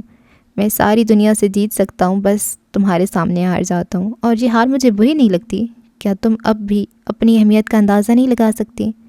زینیا ریلنگ سے ٹیک لگائے بیٹھی تھی اور کیس اس کے سامنے۔ زینیا کو دیکھتے ہوئے اس نے تھک کر بے حد آزردگی سے سر اس کے گھٹنے پہ رکھ دیا، گردن جھکا دی اور ہار تسلیم کی، جیسے ہمیشہ کرتا تھا۔ میں برا تھا، گھٹیا تھا، لیکن میں تمہارا تھا، کئی سال پہلے بھی اور آج بھی۔ پھر میری زندگی میں مہدی کمبیر آیا۔ وہ اس سے بے پرواہ تھی۔ پہلی بار اس نے مجھے بتایا ہر مرد ایک جیسا نہیں ہوتا۔ پھر جانے کیا اور کیسا تعلق تھا جو نہ تھی ہوا تو ختم نہیں ہو سکا۔ میں اسے محبت نہیں کرنا چاہتی تھی، لیکن ہو گئی، اور ایسی ہوئی کہ آج 2.5 سال بعد بھی میں اس سے موو آن نہیں کر سکی اور نہ کر سکوں گی۔ اس کے گھٹنے پہ سر رکھے، پہلو میں گرا اس کا ہاتھ تھام لیا۔ وہ رو رہا تھا۔ اذیت، شراکت، ہجر اور وصل کے درمیان دوہری اذیت اسے رلا رہی تھی۔ روشنیاں اس کی پشت سے ہو کر پلٹ رہی تھیں۔ پلیز چپ ہو جاؤ، بھاری زکام زدہ آواز میں اس نے التجا کی۔ اس کا نام مت لو، تم کسی کا نام مت لو، بس ہماری بات کرو، تم جو کہو گی میں ٹھیک کر دوں گا، کسی اور کو درمیان میں مت لاؤ۔ اس کے ہاتھ پہ کیس کے ہاتھ کی گرفت سخت اور بے بس ہوتی گئی۔ تم نے مجھے ہمیشہ تکلیف دی، نہ میں تم سے معافی چاہتی ہوں نہ ازالہ۔ میں تمہیں دوبارہ کبھی اپنی زندگی میں دیکھنا بھی نہیں چاہتی۔ میں چاہتی ہوں تم بس کہیں چلے جاؤ۔ اور میرا کیا؟ میں صرف تمہیں دیکھنا چاہتا ہوں، صرف تمہیں۔ گھٹنے سے سر ہٹاتے وہ اس کا ہاتھ اپنی آنکھوں سے لگا گیا۔ زینیا کے پتھر وجود میں کوئی جنبش نہ ہوئی، وہ بے تاثر تھی۔ تم سے نفرت کرنا بھی مجھے میری توہین لگتا ہے۔ پلیز، میرے ساتھ جس نے برا کیا میں انہیں معاف کر دوں گی، لیکن میں تمہیں کبھی معاف نہیں کروں گی۔ تم لے جاؤ مجھے اپنے ساتھ، میں تیار ہوں، شادی کر لو، طلاق دلوا دو، سب کر لو، لیکن تم کبھی میرے دل پہ دسترس نہیں حاصل کر سکو گے، اور تم جانتے ہو میں اپنے عہد کی کتنی پکی ہوں۔ اس کی ہتھیلی گیلی ہو رہی تھی۔ کیس کمبیر کے قلبی زخم پانی کی طرح رس کے اس کی ہتھیلی بھگو رہے تھے۔ وہ اس سے محبت نہ کرتی، اسے فرق نہ پڑتا، وہ اس سے نفرت بھی نہیں کرتی تھی۔ کیس کا دل پھٹ کر 2 حصے ہوا۔ آنکھوں سے لگایا ہوا اس کا ہاتھ وہ اس ہاتھ کو نہیں چھوڑ سکا۔ آئی ایم سوری، پلیز ایسے مت کہو، میں تمہیں ایسے نہیں دیکھ سکتا۔ اللہ تمہیں غارت کرے عبداللہ۔ اپنا ہاتھ اسے چھڑواتے اس کی آنکھوں میں آنکھیں ڈالے، بے حد نفرت سے کہا، ایسے کہ وہ ٹھہر گیا۔ ساکت، سامت۔ ڈھاکہ شہر میں آکسیجن کی قلت ہوئی اور سرخ آنکھوں والا وہ شخص قطرہ قطرہ مرنے لگا۔ میں زندگی میں اگر کسی شخص کو دوبارہ نہیں دیکھنا چاہتی تو وہ تم ہو۔ تم میرے آگے تڑپ تڑپ کے مر جاؤ تو مجھے فرق نہیں پڑے گا۔ اس کے اندر ایک سناٹا اتر گیا، ایسے جیسے اس لڑکی کے علاوہ اور کوئی آواز سنائی ہی نہ دے رہی ہو۔ وہ آنکھوں میں بے یقینی لیے ٹکر ٹکر اس کا چہرہ دیکھ رہا تھا، سنہری آنکھوں کی بے اعتنائی، لہجے کی سرد مہری اور کڑواہٹ، اسے کچھ بھی ہضم کرنے میں بے تحاشا دقت ہوئی۔ اگر تم نے ایک اور دفعہ مجھے ملنے بلایا تو میں پولیس اسٹیشن جا کر بتاؤں گی کہ میں اللیگل ہوں۔ میں سب برداشت کر سکتی ہوں سوائے تمہاری موجودگی کے۔ مجھے تم سے کوفت ہوتی ہے، تمہارا چھونا ناپاک ہے۔ میں شادی شدہ ہوں، تم مجھے ناپاک کرتے ہو، اللہ تم سے حساب لے گا۔ اس نے زینیا کا ہاتھ چھوڑ دیا، وہ اجنبی ہو گئی تھی، یہ اس کی زینیا نہیں تھی۔ وہ ہتھیلی نیچے رکھے اپنا سارا وزن اس پہ ڈالتے ہوئے اٹھ کھڑا ہوا۔ اس کے پلس پوائنٹ نے اسے -0 کر دیا تھا۔ ریاضی کے اصولوں میں کوئی حل نکلتا ہوگا، اصل زندگی میں اس کا سارا وجود کسی عدد کی طرح کٹ گیا۔ وہ کسی دوسری رقم میں شامل ہونے کے قابل نہیں رہا، وہ ایسا عدد بن گیا جسے اس کی اپنی تجزیے نے کاٹ کر رف عمل کر دیا تھا۔ وہ تیز تیز قدم لیتا جہاز کے کپتان کی طرف جا رہا تھا۔ زینیا نے دیکھا وہ اس سے تیز تیز کچھ کہہ رہا تھا۔ کپتان کے چہرے پہ الجھن تھی، مگر وہ جہاز موڑ رہا تھا۔ کیس تب تک وہیں کھڑا رہا جب تک جہاز واپس کنارے تک نہیں آیا۔ پورٹ کے قریب جہاز رکا تو کیس نے وہیں سے ایک نظر زینیا کو دیکھا، پھر چھوٹے چھوٹے قدم لیتا وہ اس کے قریب آ کر رکا۔ وہ نگاہیں اٹھائے اسے ہی دیکھ رہی تھی۔ میں اس وقت جا رہا ہوں کیونکہ میں مانتا ہوں تمہیں میری وجہ سے بہت تکلیف ہوئی، لیکن ایک بات یاد رکھنا۔ اس نے انگلی اٹھا کر اسے وارن کیا۔ ان 2.5 سالوں میں نے شوہر کے ہوتے ہوئے تمہیں ایک اضافی عورت رکھا ہے، اگلی 2.5 صدیاں بھی رکھ سکتا ہوں، یا تو میں یا پھر کوئی نہیں، یاد رکھنا۔ اور اس شہر کو چھوڑ کر کہیں بھی جانے کی کوشش بیکار ہے، کیونکہ میں تمہیں پاتال سے بھی ڈھونڈ نکالوں گا۔ میں واپس آؤں گا اور تم مجھے یہیں چاہیے ہو۔ جواب کی امید اسے تھی نہیں، اس لیے وہ رکا بھی نہیں اور تیز تیز قدم لیتا اس کی نظروں سے اوجھل ہو گیا۔ زینیا حاکم خالی خالی نگاہوں سے اسے جاتے ہوئے دیکھتی رہی۔ اس کی پکڑ کب ہوگی، یہ واحد سوال تھا جو اس کے دل و دماغ میں اٹک کر رہ گیا۔ 1.5 ہفتہ بعد ڈھاکہ میں ہر سال کئی دفعہ میلہ لگتا ہے۔ سرما کی ابتدا کا میلہ، گرما کی اختتام کا میلہ، خزاں کے درمیان کا میلہ اور بہاروں کی آمد کا میلہ۔ ان دنوں حالات بہت خراب تھے، جگہ جگہ اسٹوڈنٹس زخمی ہو رہے تھے، پولیس کی جارحیت بڑھتی ہی جا رہی تھی، کام دھندے ٹھپ پڑے تھے۔ ڈھاکہ کسی ڈسٹوپین کہانی جیسا لگتا تھا، جگہ جگہ ہڑتالیں اور احتجاج تھا۔ ایسے میں اس کا گھر سے نکلنا بہت کم ہو گیا تھا، اور اس دفعہ ڈھاکہ کا میلہ بھی نہیں لگا تھا، لیکن امراض چونچلوں سے باز نہیں آ سکتے تھے۔ آج کافی دن بعد وہ گھر سے نکلی۔ نیما کے ساتھ وہ اس ایک میلے کے لیے آئی تھی جو کہ ایک چھوٹے سے میدان میں لگا تھا۔ اس میلے کو لگانے والا اس سوسائٹی کا کونسلر تھا۔ کائی سبز رنگ کی ساڑی میں اس کا اونچا سراپا مزید دلکش لگ رہا تھا، چھوٹے بال کرل کر کے کھلے چھوڑے تھے اور ناک کی لونگ دمک رہی تھی۔ کیس کے جانے کے بعد آج بہت دن بعد وہ اس طرح تیار ہوئی تھی، ایسے جیسے ساری کلفت دھل گئی ہو، بیڑیاں کھل گئی ہوں۔ ادھر آؤ، تمہیں یہ کھلاتی ہوں۔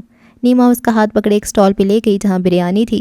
بنگالی بریانی ذرا مختلف ہوتی ہے، یہ قوم بیف کو زیادہ اہمیت دیتی ہے اور ان کے مسالے بھارت اور پاکستان جیسے بے انتہا تیز نہ صحیح لیکن حد درجہ ہلکے بھی نہیں ہوتے۔ بریانی کی چھوٹی سی پلیٹ ہاتھ میں لیے اس نے چمچ منہ میں رکھا، ذائقہ حلق تک سرایت کر گیا۔ گو کہ وہ ذائقہ آج بھی اسے محظوظ نہیں کرتا تھا، لیکن وہ اس کی عادی ہو گئی تھی۔ چاولوں میں ہلکا سا کچا پن ہے، ذرا پانی کا چھڑکاؤ کر کے دم لگا لیں۔ اس نے ٹھیلے والے کو بنگالی میں ہدایت دی، وہ شکریہ کہہ گیا۔ نیما کے ساتھ آگے بڑھتی ہوئی اس کی آنکھوں میں چمک تھی، آس پاس لوگ ہی لوگ تھے، بچے کاٹن کینڈی ہاتھوں میں لیے ہنستے کھلکھلاتے نظر آ رہے تھے۔ اب وہ ایک اور سٹال کے قریب کھڑی پیٹھا کھا رہی تھی۔ پیٹھا ایک مٹھائی ہوتی ہے اور اس کا ذائقہ بہترین ہوتا ہے۔ کچھ وقت وہ وہیں رہی، گھومتی اور لوگوں سے ملتی، ان کی تصاویر اتارتی رہی۔ پھر جب اس میلے نے اس کا دم گھونٹنا شروع کیا تو وہ نیما کو بتا کر باہر نکل آئی۔ احتجاجی ریلی جس میں کثیر تعداد میں لوگ تھے، سڑک کنارے کھڑے ہو کر وہ انہیں دیکھے گئی۔ کندھے پہ کیمرہ لٹک رہا تھا۔ اسے ان طلباء پہ ترس آیا جو دھوپ گرمی برداشت کرتے ایک پرامن احتجاج ریکارڈ کروا رہے تھے اور بدلے میں انہیں دنیا کی نظر سے چھپایا جا رہا تھا۔ شہر کا نقصان ہوا تھا، جانی بھی اور مالی بھی، لیکن جوش اور حوصلہ ٹھنڈا نہیں ہوا۔ تاریخ گواہ ہے جن قوموں نے اپنے قدم مضبوط کیے، کوئی ان کے قدم اکھاڑ نہیں سکا۔ بنگلہ دیش بھی شاید نئی تاریخ لکھنے والا تھا۔ وہ کچھ دیر بعد ذرا فاصلے پہ آ کر کھڑی ہو گئی۔ مصیبتوں کے دور میں آج ڈھاکہ خوش تھا، رنگ برنگے لباس پہنے لوگ جھنڈے اٹھائے نعرے لگاتے یہاں سے وہاں گھوم رہے تھے۔ یہاں کھڑے کھڑے دیکھنے سے کیا ہو جائے گا، کوئی اس کے برابر آ کر کھڑا ہو۔ زینیا نے مڑ کے اسے نہیں دیکھا، وہ بس لوگوں کو دیکھتی رہی جو محض اس بات پہ خوش تھے کہ حکومت نے ان کی بات پہ غور کرنے کا سوچا تھا۔ میں کیا کر سکتی ہوں، ہزاروں لوگ تو پہلے ہی موجود ہیں۔ تم یہ کر سکتی ہو، اس کے ساتھ کھڑے بنگالی مرد نے اس کے کندھے سے لٹکتے کیمرے پہ انگلیاں بجائیں۔ اسے استعمال میں لاؤ۔ فائدہ؟ زینیا اب بھی نہیں پلٹی۔ نہ انٹرنیٹ ہے، نہ باہر کی دنیا تک کوئی رسائی۔ کیمرے کی آنکھ منظر محفوظ کر لیتی ہے، کبھی نہ کبھی تو انٹرنیٹ آ ہی جائے گا، ریکارڈ رہنا چاہیے۔ وہ کہہ کر نعرے لگاتی ہوئی آگے بڑھ گیا۔ زینیا نے گہری سانس لی۔ نا انصافی کسی بھی قوم کے ساتھ ہوتی نا انصافی ہی ہے۔ اس نے کیمرہ کندھے سے اتارا، اسے آن کیا، فلٹر سیٹ کیے اور پھر کیمرہ آنکھ سے لگایا۔ وہ کیمرہ آنکھ سے لگائے مختلف مناظر قید کر رہی تھی، کم از کم وہ ان کے لیے اتنا تو کر ہی سکتی تھی۔ کوئی 17 سالہ اسٹوڈنٹ تھا جس کا گرمی سے برا حال تھا اور وہ چہرے پہ پانی ڈال رہا تھا۔ کلک۔ 3 سے 4 لڑکیاں ایک ساتھ کھڑی کسی لڑکی کے گردن پہ لگے زخم کو دیکھ رہی تھیں۔ کلک۔ کوئی ادھیڑ عمر مرد تھا جو اپنے معذور بیٹے کو ساتھ لیے جھنڈا اٹھائے اس کے حق میں نعرے لگا رہا تھا، اور اگلے ہی لمحے اس کی کیمرے کی آنکھ نے ایک منظر دیکھا، وہ منظر جسے وہ خواب میں کئی بار دیکھ چکی تھی۔ کوئی تھا جو رش کے درمیان راستے بناتے ہوئے اس کی طرف آ رہا تھا۔ ہوائیں ساکن ہو گئیں، نہریں چپ، خاموش، وبائیں جیسے اپنے دیس پلٹ گئیں۔ رنگ، ساری دنیا، سارے ڈھاکہ نے اپنا رنگ بدل لیا، سارے کا سارا ڈھاکہ سبز ہو گیا، کائی جیسا سبز۔ وہ شخص اس کی طرف دیکھتے ہوئے مسکرایا۔ زینیہ حاکم سانس نہیں لے سکی۔ آسمان میں اڑتے ہیلی کاپٹر ایک لمحے کے لیے جادوئی تشتری بن گئی، گولیوں کی آوازیں مدھر گیت میں تبدیل ہوئیں، آسمان سے شعاعیں نکلنا بند ہو گئی تھیں، یا شاید زینیہ حاکم کو ایسا لگا تھا۔ وہ واقعی جنگوں کے دور میں امن کی طرح زندگی میں آیا تھا۔ کتنے لوگ تھے، سب دھندلا ہو گیا، کچھ نظر آیا تو وہ زینیہ اپنی جگہ منجمد تھی۔ وہ اس کے سامنے اس کے قریب آ کر رکا۔ زینیہ نے چہرے سے کیمرہ ہٹایا، وہ بے اختیار اس کے ہاتھ سے چھوٹ کر زمین پہ آ کر گرا۔ اس نے ایک قدم پیچھے لیا، بے یقینی سے، تعجب سے، وہ اسے دیکھتی بھی نفی میں سر ہلانے لگا۔ مہدی سرور کمبیر اب جھک کے اس کے پیروں کے قریب گرا ہوا کیمرہ اٹھا رہا تھا۔ ایک ایک پرزہ جوڑ کر وہ سیدھا ہوا، اس کی آنکھوں میں کئی صدیوں کی تکان تھی۔ زینیہ کو اگلے کئی پل دیکھتے رہنے کے بعد وہ بے حد ملائمت سے، آزردگی سے، محبت اور کلک سے بولا، میں نے آپ کو مس کیا سرکار۔ وہ ششتر سی اسے دیکھتی رہی۔ سامنے کھڑا شخص سفید لباس میں ملبوس تھا، بال سلیقے سے جمے تھے، ہتھیلی میں ہمیشہ کی طرح مہنگی گھڑی تھی، لیکن وہ بس ان آنکھوں کو دیکھ رہی تھی۔ کتنے برس، کتنے لمحے، کتنی صدیاں، کتنے زمانے، وہ ان آنکھوں کو دیکھے بغیر کتنے زمانے گزار آئی تھی۔ درمیان میں کیا کیا نہیں آیا تھا، لیکن وہ آنکھیں آج بھی اس پہ ویسا اثر رکھتی تھیں۔ آس پاس لوگوں کا شور تھا، جنگ برپا تھی، اور زینیہ حاکم اسے تکتے ہوئے آگے آئی، عین اس کے سامنے۔ مہدی بغیر پلکے جھپکے اسے تک رہا تھا، اور پھر سب ساڑی والی لڑکی نے کپ کپاتا ہاتھ اس کے چہرے پہ رکھا۔ وہ اسے چھو سکتی تھی۔ او خدایا، او خدایا، وہ واقعی وہیں تھا۔ مہدی کمبیر خیال سے سراب، سراب سے حقیقت بن کر اس کے سامنے کھڑا تھا۔ وہ آنکھوں میں نمی لیے اسے دیکھ رہی تھی۔ اس کا دل اتنی زور سے دھڑک رہا تھا کہ وہ آواز اپنے کانوں میں سن سکتی تھی۔ اللہ سنتا تھا، اس نے ہر دعا سن لی تھی۔ میں نے آپ اس نے کچھ کہنے کی کوشش کی، لفظ ٹوٹ گئے، حلق میں آنسوں کا ایک گولا اٹکا تھا، منظر دھندلا پڑ گیا اور اس نے ہچکی لی۔ مہدی چند لمحے چپ چاپ اسے دیکھتا رہا۔ وہ بولنے کی تگ و دو کرتی تو الفاظ بھول جاتی، اسے چھو کر محسوس کرتی تو بے یقین ہو جاتی۔ اس نے اپنی بیوی کی مشکل دور کرنے کا سوچا، پھر آگے بڑھا، 1 قدم، 2 قدم، پھر اس کے بے حد قریب ٹھہر کے جھک کر اس کا ٹھنڈا ہاتھ اپنے ہاتھ میں لیا۔ تحفظ، بھروسہ، مان، کیا نہیں تھا وہاں؟ اور پھر اگلے ہی لمحے اس نے زینیہ کا ہاتھ اپنے لبوں سے لگایا۔ اب وہ دونوں بازو اس کی گرد پھیلائے اس کا سر اپنے سینے سے لگا رہا تھا۔ وہ نرمی، وہ بازوؤں کی سختی، وہ تحفظ، وہ جنگ کے درمیان کا امن، وہ شور کے درمیان سنائی دیتی اس کی دھڑکن۔ اس کے بالوں کو بہت محبت سے، دھیرے سے اپنے لبوں سے چھوتے، مہدی کمبیر نے سرشاری سے ایک سرگوشی کی۔ You are my home. آنکھیں بند کیے وہ چند لمحے یوں ہی کھڑی رہی، ساکت، بے سانس۔ پھر جیسے اسے ہوش آیا تھا، وہ اس کے حصار سے الگ ہوئی، اس کی نظریں یکدم تبدیل ہو گئیں۔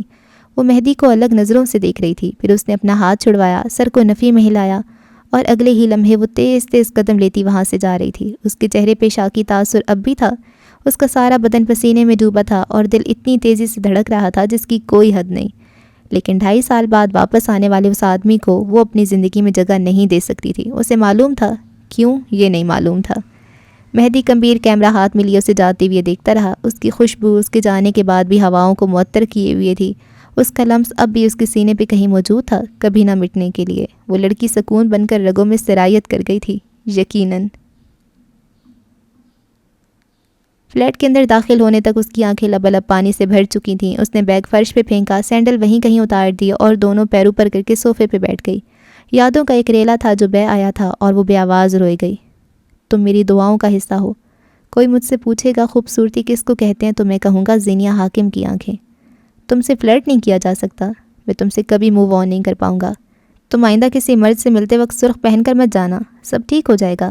تم میری بیوی ہو، میری ذمہ داری۔ اس کا لمس، اس کی باتیں، وہ اسے اپنے بے حد قریب سنائی اور دکھائی دیا۔ آنسو بھل بھل بہنے لگے۔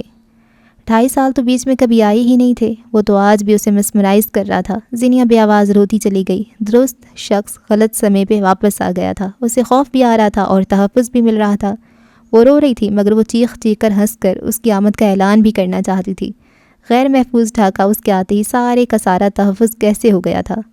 دفتن دروازہ کھولا اور ہاتھ میں کھانے پینے کی چیزوں کے پارسل لیے نیما راشبی اندر داخل ہوئی۔ وہ کچھ کہہ رہی تھی مگر اگلے ہی لمحے اس کا دل دھک سے رہ گیا۔ صوفے پہ بیٹھی وہ لڑکی ہچکیاں لے کر رو رہی تھی۔ خالی فلیٹ میں اس کی آواز گونج رہی تھی۔ نیما تیزی سے اس تک آئی، اس کے دونوں ہاتھ چہرے سے ہٹائے۔ کیا ہوا ہے، تم ایسی کیوں رو رہی ہو؟ زینیا جواب دیے بغیر مزید بلند آواز میں روتی گئی اور روتی گئی۔ دل میں کیا احساس تھا اسے کچھ سمجھ نہیں آیا۔ کیا ہو گیا، کچھ بتاؤ بھی، تم مجھے پریشان کر رہی ہو۔ وہ اٹھی اور پانی کا گلاس بھر کر اس کی طرف بڑھایا جسے زینیا نے پینے سے انکار کر دیا۔ پانی تو پیو، گہری سانس لو، ہم ابھی بات کر رہے ہیں نا۔ اس نے گلاس اب زینیا کے لبوں سے لگایا۔ اس نے بامشکل پانی پیا، آنکھیں رگڑ کر صاف کی۔ نیما اس کے سامنے ہی بیٹھی رہی۔ اب بتاؤ کیا ہوا ہے؟ مہدی، میں نے آج انہیں دیکھا، وہ واپس آ گئے ہیں، وہ کہہ کر پھر سے رونے لگی۔ نیما کے تاثرات عامیانہ رہے۔ اس نے آنا ہی تھا، تمہیں خوش ہونا چاہیے۔ شوہر کے جانے پہ رونے والی بیویاں دیکھی ہیں، تم آنے پہ رو رہی ہو۔ وہ رونا بھول اسے دیکھے گئی۔ شوق، خوشی، افسردگی، کوئی تاثر نہیں تھا، یعنی وہ واقف تھے۔ وہ 2 دن سے یہی ہیں، حالات خراب تھے اس لیے وہ یہاں نہیں آ سکا۔ آج میں نے اسے بتایا تھا تم کہاں ہو، میں خوش ہوں وہ آ گیا۔ زینیا سخت بے یقینی سے اسے دیکھ رہی تھی۔ آپ میرے ساتھ ایسا کیسے کر سکتی ہیں؟ میری زندگی ہے یہ، آپ اس میں دخل اندازی کیسے کر سکتی ہیں؟ نیما نے ٹھنڈی ٹھار نظروں سے اسے دیکھا۔ ہم دونوں ایک دوسرے کی زندگی میں بہت پہلے ہی بہت حد تک دخل انداز ہیں، اور تمہیں کیا لگتا ہے کہ اس کے یہاں آنے کے بعد بھی میں اس طرح ہاتھ پہ ہاتھ دھرے بیٹھی رہ سکتی ہوں؟ تمہیں غلط لگتا ہے کیونکہ میں نے وحید بھائی سے تمہاری حفاظت کی ذمہ داری لی تھی اور مجھے ذمہ داریاں نبھانا آتا ہے۔ تمہارے لیے بہتر ہوگا اپنے معاملات اس کے ساتھ درست کر لو اور اپنے ملک واپس جاؤ۔ آپ اس بات کا فیصلہ نہیں کر سکتی مجھے کہاں اور کس کے ساتھ رہنا ہے، وہ بلند آواز میں صوفے پہ ہاتھ مارتے ہوئے غرائی۔ میں اس کے ساتھ واپس جاؤں گی تو کیا سب ٹھیک ہو جائے گا؟ میرا خاندان نہ اپنی ذلت بھولا ہے اور نہ بھولے گا۔ وہ مجھے یا مہدی کو ضرور نقصان پہنچائیں گے۔ اور کیس، کیا وہ چپ چاپ بیٹھ جائے گا؟ یہ تکون صرف ہم تینوں میں سے کسی ایک کی موت کی صورت ٹوٹے گا۔ آپ چاہتی ہیں وہ آدمی مر جائے جس نے میں نے اس دنیا میں سب سے زیادہ محبت کی ہے؟ اس کا تنفس بگڑ رہا تھا، چہرہ سرخ پڑ رہا تھا، آنکھیں بار بار بھر رہی تھیں۔ اس کا آنا اچھا اور آکورڈ کیوں لگا تھا؟ میں یہ سب نہیں جانتی، نیما اپنی جگہ سے اٹھتی ہوئی بولی۔ مجھے اگر کچھ پتہ ہے تو وہ یہ کہ وہ آدمی تمہارے لیے بہترین ہے۔ اگر تم کسی انسان کے مرنے سے ڈر رہی ہو تو یاد رکھو، ڈھاکہ ہو یا اسلام آباد، تم کسی کی موت ٹالنے پہ قادر نہیں ہو۔ میں آپ کو اس کے لیے کبھی معاف نہیں کروں گی۔ اسے کمرے میں جاتے دیکھ زینیا پھنکاری، غصے سے، بے بسی سے۔ جو تم چاہو، کندھے اچکاتی وہ اندر چلی گئی۔ ٹی وی لاؤنج میں اب وہ اکیلی رہ گئی۔ صوفے کے ہتھے پہ سر رکھتی ہوئی اس نے بازو سے آنکھیں ڈھانپ لیں۔ ہر شے نئے سرے سے یاد آنے لگی۔ وہ آج پہلی بار اسے یاد کیے گئی۔ کئی گھنٹے روتے رہنے اور اسے یاد کرتے رہنے کے بعد اسے نیند آ گئی تھی۔ وہ وہیں صوفے پہ سو گئی۔ اس کی آنکھ صبح 7 بجے کے قریب گھر کی بیل بجنے پہ کھلی۔ کئی لمحے وہ خالی و ذہنی کے عالم میں لیٹی رہی، پھر کن پٹی کو انگلیوں سے مسلتے وہ اٹھ بیٹھی۔ گھنٹی اس دوران تواتر سے بجتی رہی۔ زینیا نے ساڑی کا پلو درست کیا، کچن میں جا کر چہرے پہ پانی کے چھینٹے مارے، دکھتی آنکھوں کو مسلا اور پھر دروازے کی طرف بڑھی۔ دروازہ کھولا تو ایک لمحے کے لیے وہ تھم گئی، مگر واپس بند نہیں کیا، بس ٹھہر کے اسے دیکھے گئی۔ سرمئی بیگی شرٹ کے ساتھ ہم رنگ ٹراؤزر پہنے، وہ ہاتھ میں کیمرہ اور دوسرے ہاتھ میں خاکی لفافہ اور ایک کیک کا ڈبہ لیے اس کے سامنے کھڑا تھا۔ اس کی سرخ آنکھیں دیکھ کر اسے تعصب ہوا، اچھا بھی لگا، وہ روتی ہوئی خوبصورت جو لگتی تھی۔ گڈ مارننگ بیگم، مہدی گمبھیر مسکرایا۔ زینیا مسکرا بھی نہ سکی۔ اندر آنے کو نہیں کہو گی؟ کوئی کام ہے؟ اگر نہیں ہے تو مجھے نہیں لگتا میں آپ کو اندر بلا سکتی ہوں۔ دروازے کا پٹ تھامے سختی سے کہا، دل کو سختی سے ڈپٹا۔ میں اپنی بیوی سے ملنے آیا ہوں، اس کے لیے بھی کوئی اجازت نامہ درکار ہے۔ وہ اس کی سرد موری کی وجہ نہیں جان سکا۔ میں کل ہی آنا چاہتا تھا لیکن مجھے لگا تمہیں وقت چاہیے ہوگا۔ تم اب بھی وقت لے سکتی ہو۔ مجھے وقت نہیں، علیحدگی چاہیے۔ وہ جس تیزی سے بولی اسی تیزی سے مہدی کا چہرہ سرخ ہوا، ہاتھ کی مٹھی بھینچ گئی۔ اب بالآخر آپ یہاں آ گئے ہیں تو یہ کام کر کے جائیے گا۔ کچھ دن لگیں گے، میں آپ سے دوبارہ رابطہ اسی سلسلے میں کروں گی۔ اب آپ جا سکتے ہیں۔ وہ اسی طرح دروازے پہ جمی کھڑی رہی۔ مجھے بات کرنی ہے، ہم دونوں کو بیٹھ کر بات کرنی چاہیے۔ میں جانتا ہوں تم غصے میں ہوگی اور ہرٹ بھی، لیکن اس طرح مجھے دور کر کے کیا حاصل ہوگا؟ وہ اسی نرمی اور تحمل سے بولا۔ اس کی تھوڑی دیر قبل والے مطالبے کو بڑی مشکل سے ذہن سے رفع کیا۔ 2.5 سال میں پہلی بار آپ کو یاد آ گیا کہ ہمیں بات بھی کرنی ہے، اور میں آپ کی بیوی بھی ہوں۔ اوہ، ظاہر ہے مصروفیات ہی اتنی ہوتی ہیں کہ آپ کبھی کسی اداکارہ کے ساتھ اور کبھی کسی کے ساتھ۔ وہ نہیں جانتی تھی کیوں، مگر اسے غصہ آ رہا تھا، بے بسی محسوس ہو رہی تھی، جلن ہو رہی تھی۔ مہدی اول تو اس کی بات کا مطلب نہیں سمجھا، اور جب سمجھا تو مسکراہٹ دبائی۔ تم جل رہی ہو؟ زینیا پہ مانو گھڑوں پانی پڑ گیا۔ صبح میرا دماغ مت خراب کریں، آپ نے کیمرہ دینا تھا نا۔ اس نے مہدی کے ہاتھ سے کیمرہ لیا۔ اب جائیں، کل میں آپ سے ملوں گی، کاغذات بنوا لیں، ہم الگ ہو رہے ہیں۔ 2.5 سال بعد مل رہے تھے اور لمحوں کے اندر اندر حالات بدل رہے تھے۔ علیحدگی، رقابت، شرمندگی، انسان بعد میں، وہ میاں بیوی پہلے تھے۔ مہدی ذرا سا آگے آیا، زینیا پیچھے ہوئی، وہ مزید آگے آیا اور وہ پیچھے ہوتے ہوئے فلیٹ کے اندر آ گئی۔ اب وہ اس کے سامنے کھڑا تھا، پھر اس نے ہاتھ بڑھا کر اس کی گردن میں لٹکتے ہنس کے پینڈنٹ کو اپنی دونوں انگلیوں کے درمیان تھاما۔ زینیا جہاں کی تہاں رہ گئی، وہ آنکھوں میں عجیب سی چمک لیے اس پینڈنٹ کو دیکھ رہا تھا۔ کئی سال پہلے مصر کے بازار میں اس نے یہ خریدا تھا، اسے لگا یہ لاکٹ کھو گیا ہے، لیکن وہ تو اپنی اصل جگہ پہ تھا۔ وہ جیسے یقین نہ کر پایا ہو، چند پل کے لیے وہ کچھ بول نہیں سکا۔ مجھے لگا تھا ان 2.5 سالوں میں صرف مہدی موو آن نہیں کر سکا۔ پینڈنٹ سے نگاہیں ہٹا کر زینیا کو فخر سے تکا۔ مجھ سے موو آن نہ کرنے کے لیے شکریہ مسز کمبیر، آپ یہاں سے جائیں۔ وہ اسے دور ہٹتے سنبھل کر بولی، ان جذباتی باتوں کا وقت گزر گیا ہے، آپ کے اور میرے لیے یہی بہتر ہے کہ ہم اپنی اپنی زندگی میں آگے بڑھ جائیں۔ چہرے پہ ہاتھ پھیر کر خود کو نارمل ظاہر کرنا چاہا۔ تم بڑھ سکتی ہو تو بڑھ جاؤ، میں جہاں ہوں وہیں رہنا چاہتا ہوں۔ آپ خود بھی جذباتی ہو رہے ہیں اور مجھے بھی کرنے کی کوشش کریں، لیکن یاد رکھیے گا اتنے سال بعد واپس آ کر اگر آپ ایک ہیپی اینڈنگ کی توقع رکھتے ہیں تو آپ بالکل غلط ہیں۔ مہدی نے کندھے ڈھیلے چھوڑ دیے، اس کی سرخ متورم آنکھیں دیکھ اس کے دل کو کچھ ہوا تھا۔ چاہے 2.5 سال گزر جائیں یا پھر 2.5 صدیاں، اگر تمہیں لگتا ہے اس طرح لڑ جھگڑ کر تم مجھے واپس بھیج سکتی ہو تو یہ تمہاری بھول ہے، کیونکہ تمہاری یہ ڈرامے میرے لیے نئے نہیں ہیں۔ اپنا وقت لو، آرام سے بیٹھ کر سوچو، ہم کل ملیں گے، اپنا دماغ درست کر لو، ورنہ میں آ کر کروں گا، اوکے؟ میرا جواب تب بھی یہی ہوگا اور میں تمہارا ہر جواب قبول کر لوں گا، ٹھیک؟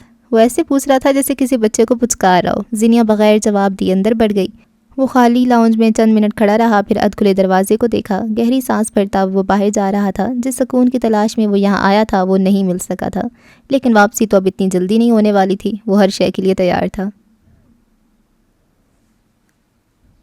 2 دن بعد، اگلے 2 دن اس کی طرف سے کوئی پیش رفت نہیں ہوئی۔ مہدی کی طرف سے کوئی کال، کوئی میسج نہیں آیا اور نہ ہی وہ خود اس سے ملنے آیا۔ نیما نے بھی اس کے متعلق کوئی بات نہیں کہی۔ وہ ان 2 دنوں میں کوئی کام ٹھیک سے نہیں کر سکی۔ اٹھتے بیٹھتے، ایڈیٹنگ کرتے وقت وہ ہر وقت یاد آ رہا تھا۔ اس نے واپس آ کر زینیا کی عادتیں 2 ملاقاتوں کے اندر اندر خراب کر دی تھیں۔ سونے پہ سہاگا، اس نے ایک مرتبہ بھی اسے کال یا میسج نہیں کیا۔ کیا وہ اتنا مصروف ہو گیا تھا؟ وہ بالکنی میں جا کر ٹھہر جاتی کہ اس کے آنے کی خبر ہو سکے۔ موبائل فون اب ہمہ وقت ہاتھوں میں رہنے لگا تھا۔ دروازے پہ نگاہ رہنے لگی۔ لاشعوری طور پہ کہیں آنا جانا بند کر دیا کہ کہیں یہ نہ ہو وہ آئے اور اسے دروازہ بند ملے، مگر وہ بے مروت انسان آنا بھول گیا تھا۔ آج کیا بنا رہی ہو؟ اسے جاریت سے آٹا گوندتے دیکھ نیما نے سوال کیا۔ وہ ہسپتال جانے کے لیے تیار لگتی تھی۔ مہدی کی کال آئی تھی، میں نے اسے آج رات کھانے کے لیے بلوا لیا ہے، کچھ اچھا بنا لینا۔ زینیا کے سر پہ لگی، تلووں پہ بجھی۔ وہ تیش سے آگے آئی۔ میں کسی کی ملازمہ نہیں ہوں، صرف 2 لوگوں کے حساب سے ہی کھانا بناؤں گی۔ اگر آپ کو اور ان صاحب کو دعوتوں کے شوق چڑھ رہے ہیں تو جائیں کسی ریسٹوران۔ 2 دن بعد اگر کال کی بھی تھی تو نیما کو۔ شاید غلط سنا تھا کہ پاکستانی مہمان نواز ہوتے ہیں، یہاں تم اپنے شوہر کو کاٹ کھانے کے لیے تیار ہو۔ وہ جھرجھری لے کر رہ گئی۔ کون سا شوہر جس نے آنے کے بعد مجھ سے ملنے میں 2 دن لگا دیے، لیکن آپ سے کالز پہ بات کرتا رہا، اور اب پورے 2 دن سے ایک ہی شہر میں ہوتے ہوئے اسے میرا خیال تک نہیں آیا، ایک میسج تک نہیں کر سکا۔ وہ جان چھڑوانے آیا تھا، مجھے سب پتہ ہے۔ اس کا گلا بھاری ہو رہا تھا، عدم توجہی کا احساس بڑھتا جا رہا تھا۔ یہ کیوں ہو رہا تھا اسے کچھ سمجھ نہیں آ رہی تھی۔ اسے بس مہدی کمبیر اپنی آنکھوں کے آگے چاہیے تھا۔ وہ 2 ملاقاتوں کے اندر کیا پڑھ کر پھونک گیا تھا؟ کیوں وہ مزاحمت نہیں کر پا رہی تھی؟ آج رات ڈنر پہ سارے شکوے شکایت دور کر لینا، ابھی بہت وقت ہے۔ میں نے کہا ہے نا میں صرف 2 لوگوں کا کھانا بناؤں گی۔ وہ ہاتھ دھونے سنک کی طرف آئی۔ تو تم سے کس نے کہا ہے زیادہ لوگوں کا کھانا بناؤ؟ اس نے آنکھیں گھمائیں۔ اسی لمحے دروازے پہ بیل بجی۔ کچن میں کھڑی لڑکی کے دل کی رفتار بڑھ گئی۔ بے اختیار اپنی حالت کا خیال آیا۔ نیما نے دروازہ کھولا اور اسے اندر لے آئی۔ زینیا نے آنکھیں بند کر کے اس کی خوشبو کو محسوس کیا۔ وہ ہنس کر مدھم لہجے میں نیما سے کچھ کہہ رہا تھا۔ زینیا کے دل کو جیسے راحت محسوس ہوئی۔ وہ کیوں اسے اس طرح بے بس کر رہا تھا؟ اس کی آنکھیں نم ہوئیں۔ جذبات، اس آدمی کی موجودگی اس کے اندر زینیا کے جذبات واپس لے آئے تھے۔ وہ کتنی ہی دیر سنک کا نلکا کھولے وہیں کھڑی رہی، یہاں تک کہ مہدی کمبیر نے ساتھ لایا کہ ایک خاکی لفافہ اور پھول میز پہ رکھے، پھر کچن کاؤنٹر کے ساتھ لگ کر کھڑا ہوا۔ سرکار ان میلے برتنوں سے زیادہ اچھا دکھتا ہوں، مجھے ایک نظر ہی دیکھ لیں۔ زینیا نے گہری سانس لیتے ہوئے نل کو بند کیا، ہاتھ خشک کیے، کمر پہ بندھا دوپٹہ کھول کے سر پہ لیا، مگر اسے دیکھا نہیں۔ پرانے وقتوں میں بیویاں جب شوہر کو دیکھتی تھیں تو فوراً خدمت میں لگ جاتی تھیں۔ فریج سے ٹیک لگا کر زینیا کے علم میں اضافہ کیا۔ اوہ، یعنی تعلقات صرف موجودہ دور کی عورتوں تک محدود نہیں رہے۔ اس نے کھونٹے میں اٹکا سبزیوں کا تھیلا نکالا۔ مہدی زور سے ہنس پڑا تھا۔ اسی پل نیما دروازہ کھول کر باہر جاتی دکھائی دی۔ کیا بنا رہی ہیں؟ 2 لوگوں کا کھانا۔ یہ کون سی ڈش ہے؟ پہلے کبھی نام نہیں سنا۔ یہ کوئی ڈش نہیں، الوداعی اشارہ ہے، سمجھدار کو سمجھ آتا ہے۔ اور میں ٹھہرا میٹرک، انٹری ٹیسٹ میں 3 دفعہ فیل شدہ۔ سر ہلاتے کمال تابیداری سے کہا۔ زینیا سلگ کر رہ گئی۔ کوئی مدد کروں؟ کوکنگ سکلز مشہور ہیں میرے، ان کے لیے سنبھال کے رکھے جن کے ساتھ انسٹاگرام پہ پوسٹ لگاتے ہیں۔ لاشعوری طور پہ ایک بیوی شوہر کی معذرت چاہتی تھی، کوئی شوہر کو یہ بتائے، کوئی بیوی کو بھی سمجھائے شوہر ٹیلی پیتھی نہیں جانتا۔ تو میرا اکاؤنٹ سٹاک کرتی ہو، میرے نمبر کے ساتھ اپنے نمبر کا پاسورڈ لگاؤ اور ایک ہی دفعہ میری ڈی ایمز چیک کر لو تاکہ یقین آ جائے۔ آمی تمہار، بنگالی میں کہا۔ وہ بغیر جواب دیے کمرے کی طرف بڑھ گئی، ساتھ بڑبڑاتی رہی، جیسے کہ چیٹس ڈیلیٹ نہیں ہوتی۔ ہاں۔ اندر آ کر اس نے بیگ اٹھایا اور باہر آئی تو مہدی اب بھی وہیں کھڑا تھا۔ میں گروسری کرنے جا رہی ہوں۔ یہ اشارہ تھا کہ اب وہ جائے یا پھر ساتھ آئے۔ سمجھدار شوہر اشارہ سمجھ گیا۔ اوہ، سبزیوں سے میرا کوئی شرعی پردہ نہیں ہے، میں بھی ساتھ چل سکتا ہوں۔ میں صرف 2 لوگوں کے لیے سبزی لاؤں گی۔ اچھی بات ہے، میرا ویسے بھی چکن کھانے کا موڈ ہو رہا ہے۔ آپ نے شاید سنا نہیں، میں 2 لوگوں کے لیے ڈنر بناؤں گی۔ مہدی آگے آیا، بازو باندھ کے اس کے سامنے آ کر کھڑا ہوا۔ میں جانتا ہوں، لیکن شاید تم نہیں جانتی کہ آج نیما کی نائٹ ڈیوٹی ہے، اس لیے دوسرا آدمی میں ہوں۔ میرے لیے فرائیڈ چکن پلیز۔ زینیا سلگتی نظروں سے اسے دیکھتی رہی۔ نیما پہ الگ تب چڑھی جو اسے بتائے بغیر چلی گئی تھی۔ حالانکہ صبح سے وہ خود ہی اتنی غائب دماغ تھی کہ نیما کے شام کے وقت جانے کا بھی نوٹ نہیں کر سکی۔ یہ آدمی اس کے حواس طلب کر رہا تھا۔ کچھ دیر بعد وہ دونوں سڑک کے کنارے چل رہے تھے۔ ہر طرف بربادی کے آثار نظر آ رہے تھے، کہیں ٹائرز جلے ہوئے تھے، کہیں ریڑیاں الٹائی گئی تھیں، کہیں کوڑا پڑا تھا اور کہیں بھاگنے کے دوران کسی کے گرے ہوئے جوتے۔ اسی پل وہاں سے پولیس کی کئی گاڑیوں کا گزر ہوا۔ وہ تعداد میں اتنی زیادہ تھی کہ سڑک کنارے چلتی ہوئی زینیا ٹھہر گئی۔ دوسری طرف لوگ تھے جو بلند آواز میں نعرے لگا رہے تھے اور وہ ساکت کھڑی تھی۔ اتنے ہی لوگ اس نے تب دیکھے تھے جب اسے بتایا گیا مہدی مر چکا ہے۔ فارم ہاؤس سے اسے گرفتار کر کے لے جاتے ہوئے بھی اتنے ہی لوگ تھے، اسی طرح کی گاڑیاں اور شور تھا۔ اسے سڑک پار کرنی تھی، وہ نہیں کر سکی۔ ڈرامہ بڑی گندی شے ہوتا ہے، انسان کے اندر مسکن بنا لے تو جلد جان نہیں چھوڑتا۔ زینیا چلیں، وہ اس کے قریب کھڑا کہہ رہا تھا۔ زینیا نے چہرے پہ آیا پسینہ صاف کیا اور ایک قدم آگے لیا۔ مہدی نے غور کیا، یہ وہ زینیا نہیں تھی جس سے وہ اسلام آباد میں ملا تھا۔ اب وہ بھی پہلے جیسا کہاں رہا تھا۔ وہ پورے 3 سالوں میں بھی ڈھاکہ کے رش کے عادی نہیں ہو سکی تھی۔ آج بھی باہر نکلتی ہوئی لوگوں کے درمیان راستہ بناتے ہوئے اسے عدم تحفظ محسوس ہوتا تھا، مگر آج مہدی نے اس کے بازو سے اپنا بازو گزار کے اس کے کپکپاتے ہاتھ پہ گرفت جما لی۔ وہ تحفظ، لمس، مان، ڈھاکہ یکدم سارے کا سارا محفوظ ہو گیا۔ وہ بغیر جتائے، بغیر کچھ کہے اب اس کے ساتھ آگے بڑھ رہا تھا۔ کچھ لوگ زندگی سہل کر دیتے ہیں، وہ بھی انہی میں سے تھا۔ وہ دونوں شاید غلط دن گروسری کرنے نکل آئے تھے، کیونکہ ہر دکان پہ شٹر چڑھے تھے۔ شہر دھواں دھواں ہو رہا تھا۔ احتجاج ریکارڈ کرواتے جوانوں کے نعرے ان کے کانوں میں پڑ رہے تھے۔ مہدی نے یوں ظاہر کیا جیسے کچھ دیکھا ہی نہ ہو۔ زینیا کو البتہ بے اختیار شرمندگی ہونے لگ گئی تھی۔ کاش کوئی ایک ہی دکان کھلی مل جائے۔ سڑک کے کنارے چلتے ہوئے آس پاس نگاہ دوڑاتے بالآخر مہدی بول پڑا، مجھے نہیں لگتا آج کی تاریخ میں سبزی ملے گی۔ آپ کو نہیں آنا تھا تو نہ آتے، اس طرح بول کر آپ کیا چاہتے، مجھے سبزی نہ ملے؟ وہ خفت چھپانے کو چڑھ دوڑی۔ ہاں، وہ بلا تعامل بولا، مجھے کوئی فرق نہیں پڑے گا کیونکہ فریج میں گوشت تو رکھا ہوا ہے اور مجھے وہی کھانا ہے۔ یعنی آپ کو صرف اپنی پرواہ ہے؟ مہدی نے گردن پھیر کے اسے دیکھا۔ خود سے زیادہ تمہاری پرواہ ہے، اس لیے ملک چھوڑ کر تمہارے لیے یہاں آیا ہوں، وہ عام سے انداز میں بولا، پھر کہہ کر سامنے دیکھنے لگا۔ وہ گہری سانس بھر کر رہ گئی۔ وہ ڈھاکہ کی سڑکوں پہ اس کے بازو میں اپنا بازو ڈالے چلتا ہوا، اسے اپنی وقت بتلاتا ہوا معمول سے زیادہ اچھا لگ رہا تھا۔ تھوڑی دیر بعد اسے بنگلہ دیش کے متعلق کچھ نہ کچھ بتاتا رہتا۔ موسم ابر آلود تھا، ٹھنڈی ٹھنڈی ہوا بھی تھی۔ عین ممکن تھا تھوڑی دیر بعد بارش ہونے لگے۔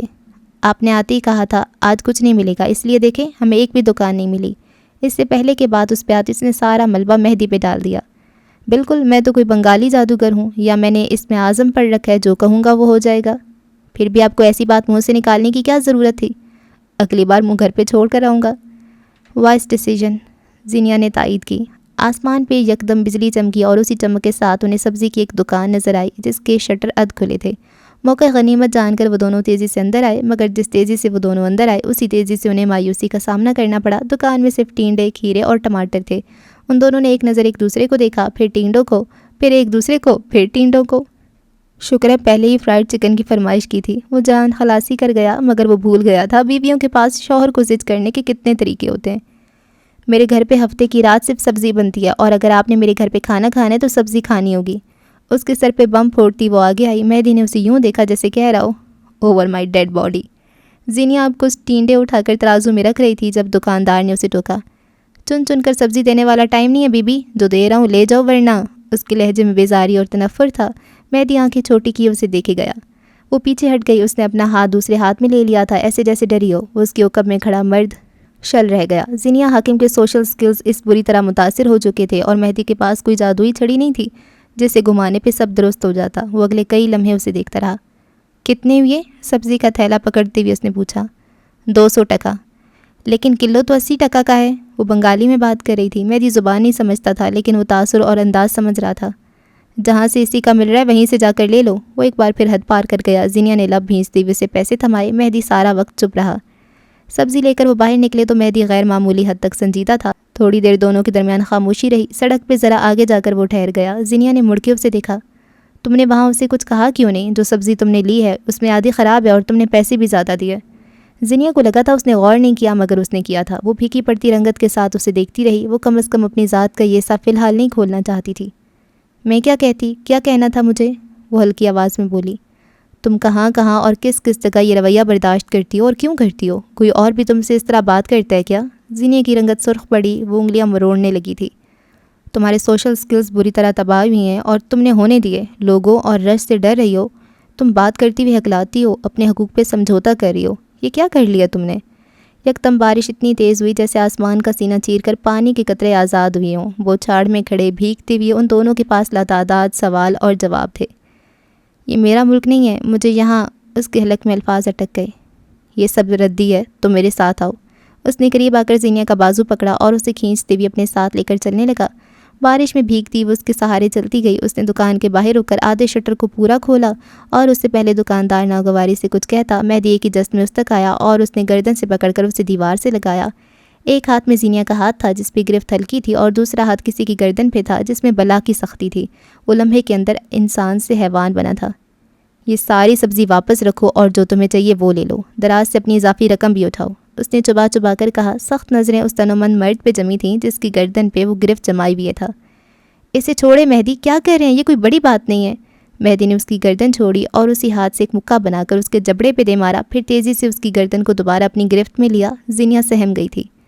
تمہیں جو کہا ہے وہ لے لو. وہ سخت دو ٹوک انداز میں کہہ رہا تھا. زینیا بے بسی سے اسے دیکھتی آگے بڑھی. ساری سبزی واپس رکھی. اس کے ہاتھ کپ کپا رہے تھے. اگر اس کی دوسری کلائی مہدی کے ہاتھ میں نہ ہوتی تو اب تک زینیا زمین بوس ہو چکی ہوتی. اس کے پیسے حرام کے تھے یا تمہیں سمجھ نہیں آ رہی تھی اس کی بات؟ لڑکی سمجھ کر ہراساں کرو گے؟ کمزور سمجھو گے؟ اس کی گردن پہ دباؤ بڑھاتا جا رہا تھا. مہدی پلیز اسے چھوڑیں. اس کی آواز روندھی ہوئی تھی. انہیں چھوڑا نہیں جا سکتا سرکار، ورنہ یہ ہر مہدی کمبیر کو قید کریں گے اور ہر زینیا حاکم کے کردار پہ بات کریں گے.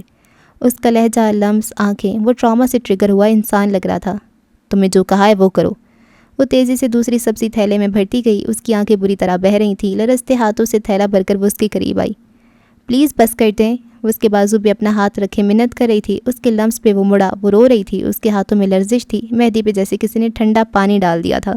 وہ اس کی گردن پہ گرفت چھوڑ چکا تھا. زینیا نے ہاتھ کو مضبوطی سے تھامے وہ باہر نکل آیا. بوندا باندی اب موسلا دھار بارش میں تبدیل ہو گئی تھی. وہ دونوں لمحوں کے اندر بھیگ کر رہ گئے. باہر آتے جیسے ایک طلسم ٹوٹا. اسے اندازہ ہوا وہ کیا کر چکا ہے. اس نے زینیا کے ہاتھ پہ گرفت بڑھائی. جسے زینیا اس سے ہاتھ چھڑوائے تیز تیز قدم لیتی اس سے آگے جا رہی تھی. وہ اس کی طرف دیکھ بھی نہیں رہی تھی. گلیاں بے حد سنسان تھیں. کوئی اکا دکا انسان تک وہاں نہیں تھا. ہر طرف خاموشی ہی خاموشی تھی. زینیا میری بات سنو. میں ایسا نہیں کرنا چاہتا تھا. اس کی آواز خالی گلی میں گونج کر واپس آ گئی. مگر اس کی آواز اس گلی کی واحد آواز نہیں تھی. یک بعد دیگرے کئی پولیس والے ان کے سامنے آ کر کھڑے ہو گئے. اس سے پہلے وہ دونوں کچھ سمجھ پاتے پولیس ان کی طرف بندوقیں سیدھی کر چکی تھی. زینیا اپنی جگہ جم گئی. ذہن نے لمحوں کے اندر ماضی کا سفر کیا اور اب وہ وہیں تھی. قید، قفس زدہ. شہر میں کرفیو لگا اور تم لوگ رات کو رومیو جولیٹ بنے گھوم رہے ہو. ایک افسر نے مہدی کو گریبان سے پکڑا. وہ ان کی زبان نہیں سمجھ سکتا تھا. زینیا شل تھی. پولیس اس کا پہلا خوف تھی. کدھر جا رہے تھے؟ پتہ نہیں ہے. شوٹ کا آرڈر دیا سرکار نے. جان پیاری نہیں ہے؟ گھروں میں چین نہیں آتا تمہیں؟ ہم ٹورسٹ ہیں. لکھنؤ سے آئے ہیں. وہ انگریزی میں بولا. یہاں قریب ہماری دوست کا گھر ہے. بس وہیں جا رہے تھے. پلیز جانے دیجیے. ہمیں کرفیو کے بارے میں نہیں پتہ تھا. اسے اندازہ تھا اگر وہ خود کو پاکستانی بتائے گا تو مسئلہ بن سکتا ہے. بنگلہ دیش کی موجودہ حکومت نے عوام کے دل میں پاکستان کے خلاف زہر ہی بھرا تھا، جس کی وجہ سے سروسز میں موجود بنگالی پاکستان کے متعلق مثبت نہیں سوچتے تھے. ہم گھر سے باہر نہیں نکلیں گے. ہمیں کرفیو کا بھی نہیں پتہ تھا. پلیز ہمیں جانے دیں. دوبارہ ایسی غلطی نہیں ہوگی. وہ زینیا کی وجہ سے معاملہ رفع دفع کر رہا تھا. افسر نے اس کا گریبان چھوڑ دیا اور بنگالی میں ہی اسے جانے کو کہا. مہدی نے اس کا ہاتھ اپنے ہاتھ میں لیا اور تیز تیز قدم لیتا وہاں سے نکلتا چلا گیا. حالات واقعی کشیدہ ہو چکے تھے۔ پولیس کی جارحیت اس حد تک بڑھ چکی تھی کہ گلیوں میں کسی کو دیکھتے تو گولی مار دیتے۔ ڈھاکہ کا یہ حال ان دنوں رہائشی نہیں دیکھ پا رہے تھے۔ گھر جاتے بھی انہیں اندازہ ہو چکا تھا گلیاں سنسان کیوں ہونے لگی تھیں۔ وہ دونوں جب گھر کے اندر داخل ہوئے تو زینیا کا چہرہ خطرناک حد تک سفید پڑ رہا تھا۔ اسے اپنے ہاتھ پہ اب بھی مہدی کا لمس محسوس ہو رہا تھا۔ یہ وہ آدمی نہیں تھا جس سے اس نے محبت کی تھی۔ نیم اندھیرے ٹی وی لاؤنج میں کھڑے اس نے سبزی کا تھیلا نیچے رکھا، اپنا ہاتھ چھڑوایا۔ مہدی لب کاٹتی ہوئی اس کے قریب کھڑا تھا، گردن شرمساری سے جھکی تھی، دونوں مکمل بھیگے ہوئے تھے۔ میرا ایسا کوئی ارادہ نہیں تھا، بس تمہیں اس طرح نہیں دیکھ سکا۔ آئی ایم سوری، مجھے غصہ آ گیا تھا۔ زینیا نے کاٹدار نگاہیں اٹھا کے اسے دیکھا۔ اور میرے غصے کا کیا؟ میرے غصے کی پرواہ نہیں ہے آپ کو؟ وہ یکدم حلق کے بل ہو رائی۔ کس نے کہا آپ سے 3 سال بعد واپس آنے کے لیے؟ کس نے دیا آپ کو یہ حق؟ کیوں آئے ہیں آپ؟ میری زندگی میں پہلے کم مشکلات تھی جنہیں بڑھانے آ گئے آپ۔ اس کی آنکھیں بھل بھل بہنے لگیں، آواز بلند رہی۔ مہدی دکھ سے اسے دیکھتا رہا، دکھ گہرا ہوتا رہا۔ 3 سال بعد آ کر آپ کو کیا لگتا ہے آپ حق جتائیں گے اور میں خوشی خوشی آپ کے ساتھ چل پڑوں گی؟ I am sorry, I love you, وہ اس کی آنکھوں میں آنکھیں ڈال کر بولا۔ زینیا پہ کوئی اثر نہیں ہوا۔ آپ کی سی محبت نے میری زندگی برباد کر دی، کریئر، گھر، عزت سب کھو دیا میں نے۔ اب کیا ہے جو تم مجھ سے لینے آئے ہو؟ کیا بچا ہے میرے پاس؟ آئی لو یو، شکستہ اعتراف۔ آپ اور آپ کی محبت تب کہاں تھی جب میں جیل میں تھی، جب لوگ مجھ پہ باتیں کر رہے تھے، جب میرے خاندان والے مجھے آوارہ اور بد چلن کہہ رہے تھے، تب کہاں تھے آپ؟ آئی لو یو، عدم توجہی کا کفارہ۔ آپ کی محبت قرض ہے میرے لیے، جہنم بن گئی ہے میری زندگی۔ جو چاہا وہ مجھے کبھی نہیں ملا اور جو ملا وہ مجھ سے چھن گیا۔ آپ کے خاندان کی وجہ سے، صرف اور صرف آپ کے خاندان کی وجہ سے نفرت ہو رہی ہے مجھے خود سے، اس زندگی سے۔ آپ کیوں آ گئے واپس؟ کیوں میرے مسئلے بڑھا دیے؟ کیوں کیوں کیوں؟ وہ اپنے حواسوں میں نہیں لگتی تھی۔ مہدی پھٹتے ہوئے دل سے اسے دیکھ رہا تھا اور بس دہرا رہا تھا، آئی لو یو۔ مجھے آپ کے ساتھ نہیں رہنا، میں چاہ کر بھی نہیں رہ سکتی اور آپ مجھے مجبور کر رہے ہیں۔ آئی لو یو، مجبوری، معذوری، بے بسی۔ خدا کی قسم میں تھک گئی ہوں، بس تھک گئی ہوں۔ مجھ سے نہیں دیکھا جاتا، یہ سب میرے ساتھ ہی کیوں ہوتا ہے؟ میں ہی کیوں؟ آئی لو یو، ساتھ کھڑے رہنے جیسا اقرار۔ کاش ہم کبھی نہ ملے ہوتے، کاش مجھے کبھی بھی آپ سے محبت نہ ہوتی، کاش کوئی عبداللہ زمان نہ ہوتا۔ آئی لو یو، روندی ہوئی آواز میں گیلا اظہار۔ میں آپ کے ساتھ نہیں رہنا چاہتی، چلے جائیں یہاں سے۔ مجھے آپ کے ساتھ واپس نہیں جانا، کوئی تعلق نہیں رکھنا، مجھے نہیں رہنا۔ I am sorry, I love you. اس کے الفاظ بے ربط ہو گئے، ہچکیاں سارے فلیٹ میں گونجنے لگیں۔ کاش میں نے آپ سے کبھی محبت ہی نہ کی ہوتی۔ اب کہ مہدی نے بغیر کچھ کہے قدم اس کی طرف بڑھائے، 2 قدم کا وہ فاصلہ 2 صدیوں کا فاصلہ لگا۔ اسے دیکھتے، اسے سنتے، نم کرب زدہ آنکھوں سے کئی سالوں سے تھکے ہجر کے مارے نے سر اس کے کندھے پہ رکھ دیا۔ یہ شکست کا اعلان تھا، یہ معذرت تھی، یہ پشیمانی بھی تھی اور یہ تکان بھی تھی۔ تم میرا سکون ہو، مجھے بے سکون مت کرو۔ بس ایک سطر تھی، ایک اعتراف ہی تھا۔ کیوں دل ساکن ہو گیا تھا؟ کیوں دھڑکنیں تھم گئی تھیں؟ کیوں وہ بازو پہلے سے نہیں اٹھا سکی؟ وہ اس کے کندھوں پہ ماتھا ٹکائے رو رہا تھا، اس کا دل کسی نے مٹھی میں لے کر دبایا تھا۔ کیا یہ وہی مہدی کمبیر تھا؟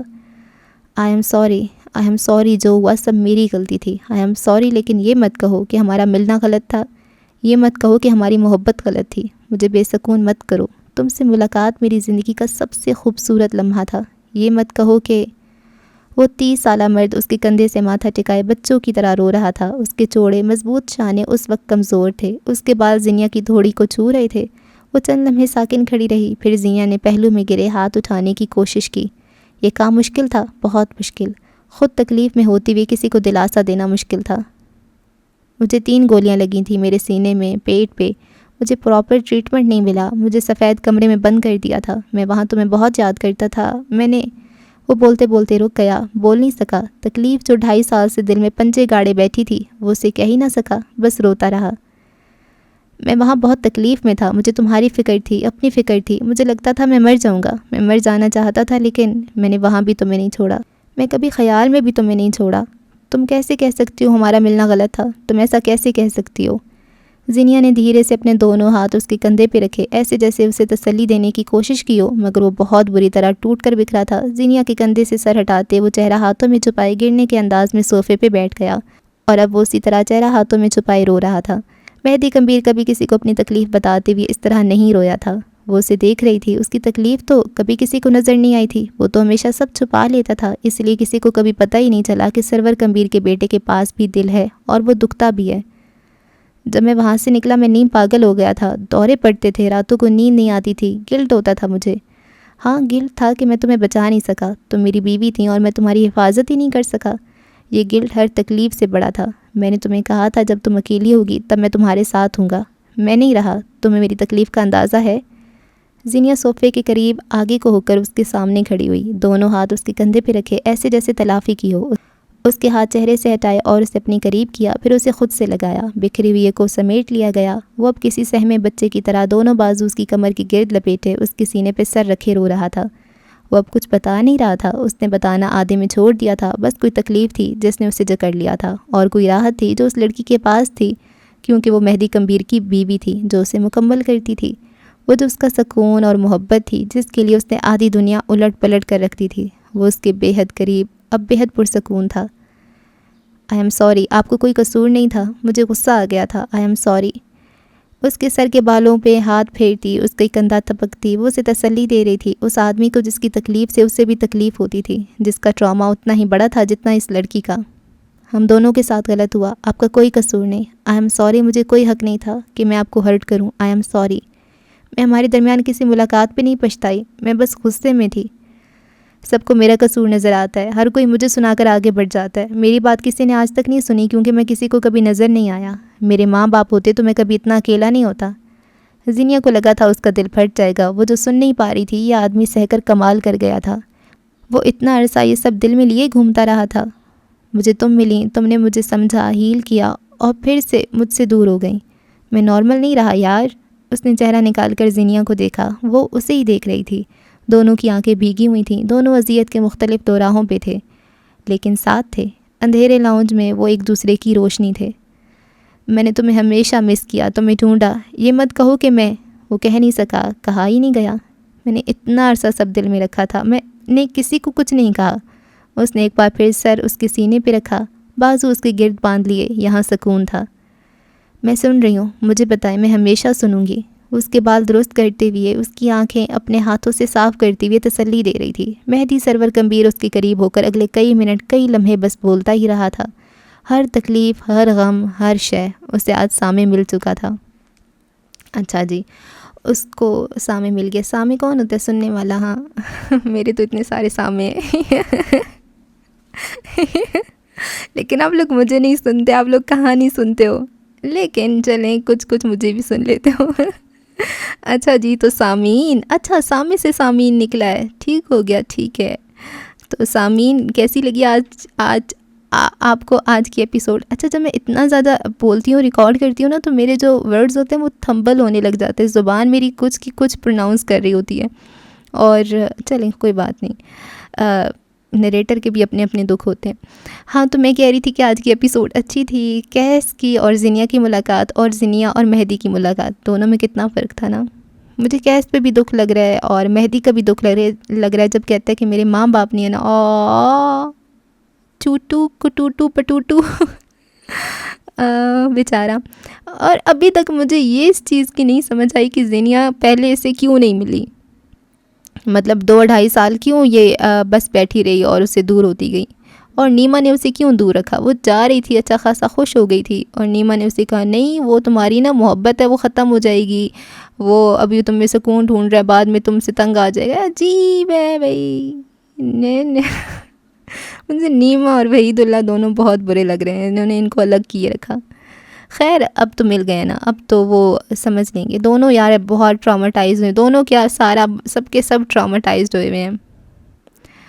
ایک عالم نے نا یہ سارا کچھ خراب کیا، وہ جو عالم نہیں تھا، ہاں وہ عالم نواب، ہاں وہ بڑا خبیث بندہ تھا، اس نے سارا کچھ خراب کیا۔ اس کے اپنے ہی اصول ہیں، وہ گھٹیا انسان، نیچ نہ ہو تو۔ ہاں، تو وہ مسئلہ تھا سارا۔ باقی اب شاید ٹھیک ہو جائے گا، ابھی اس کی ایک ایپیسوڈ اور ہے، اور پھر نیا چیپٹر آئے گا، نیا چیپٹر بھی جلدی آ جائے گا۔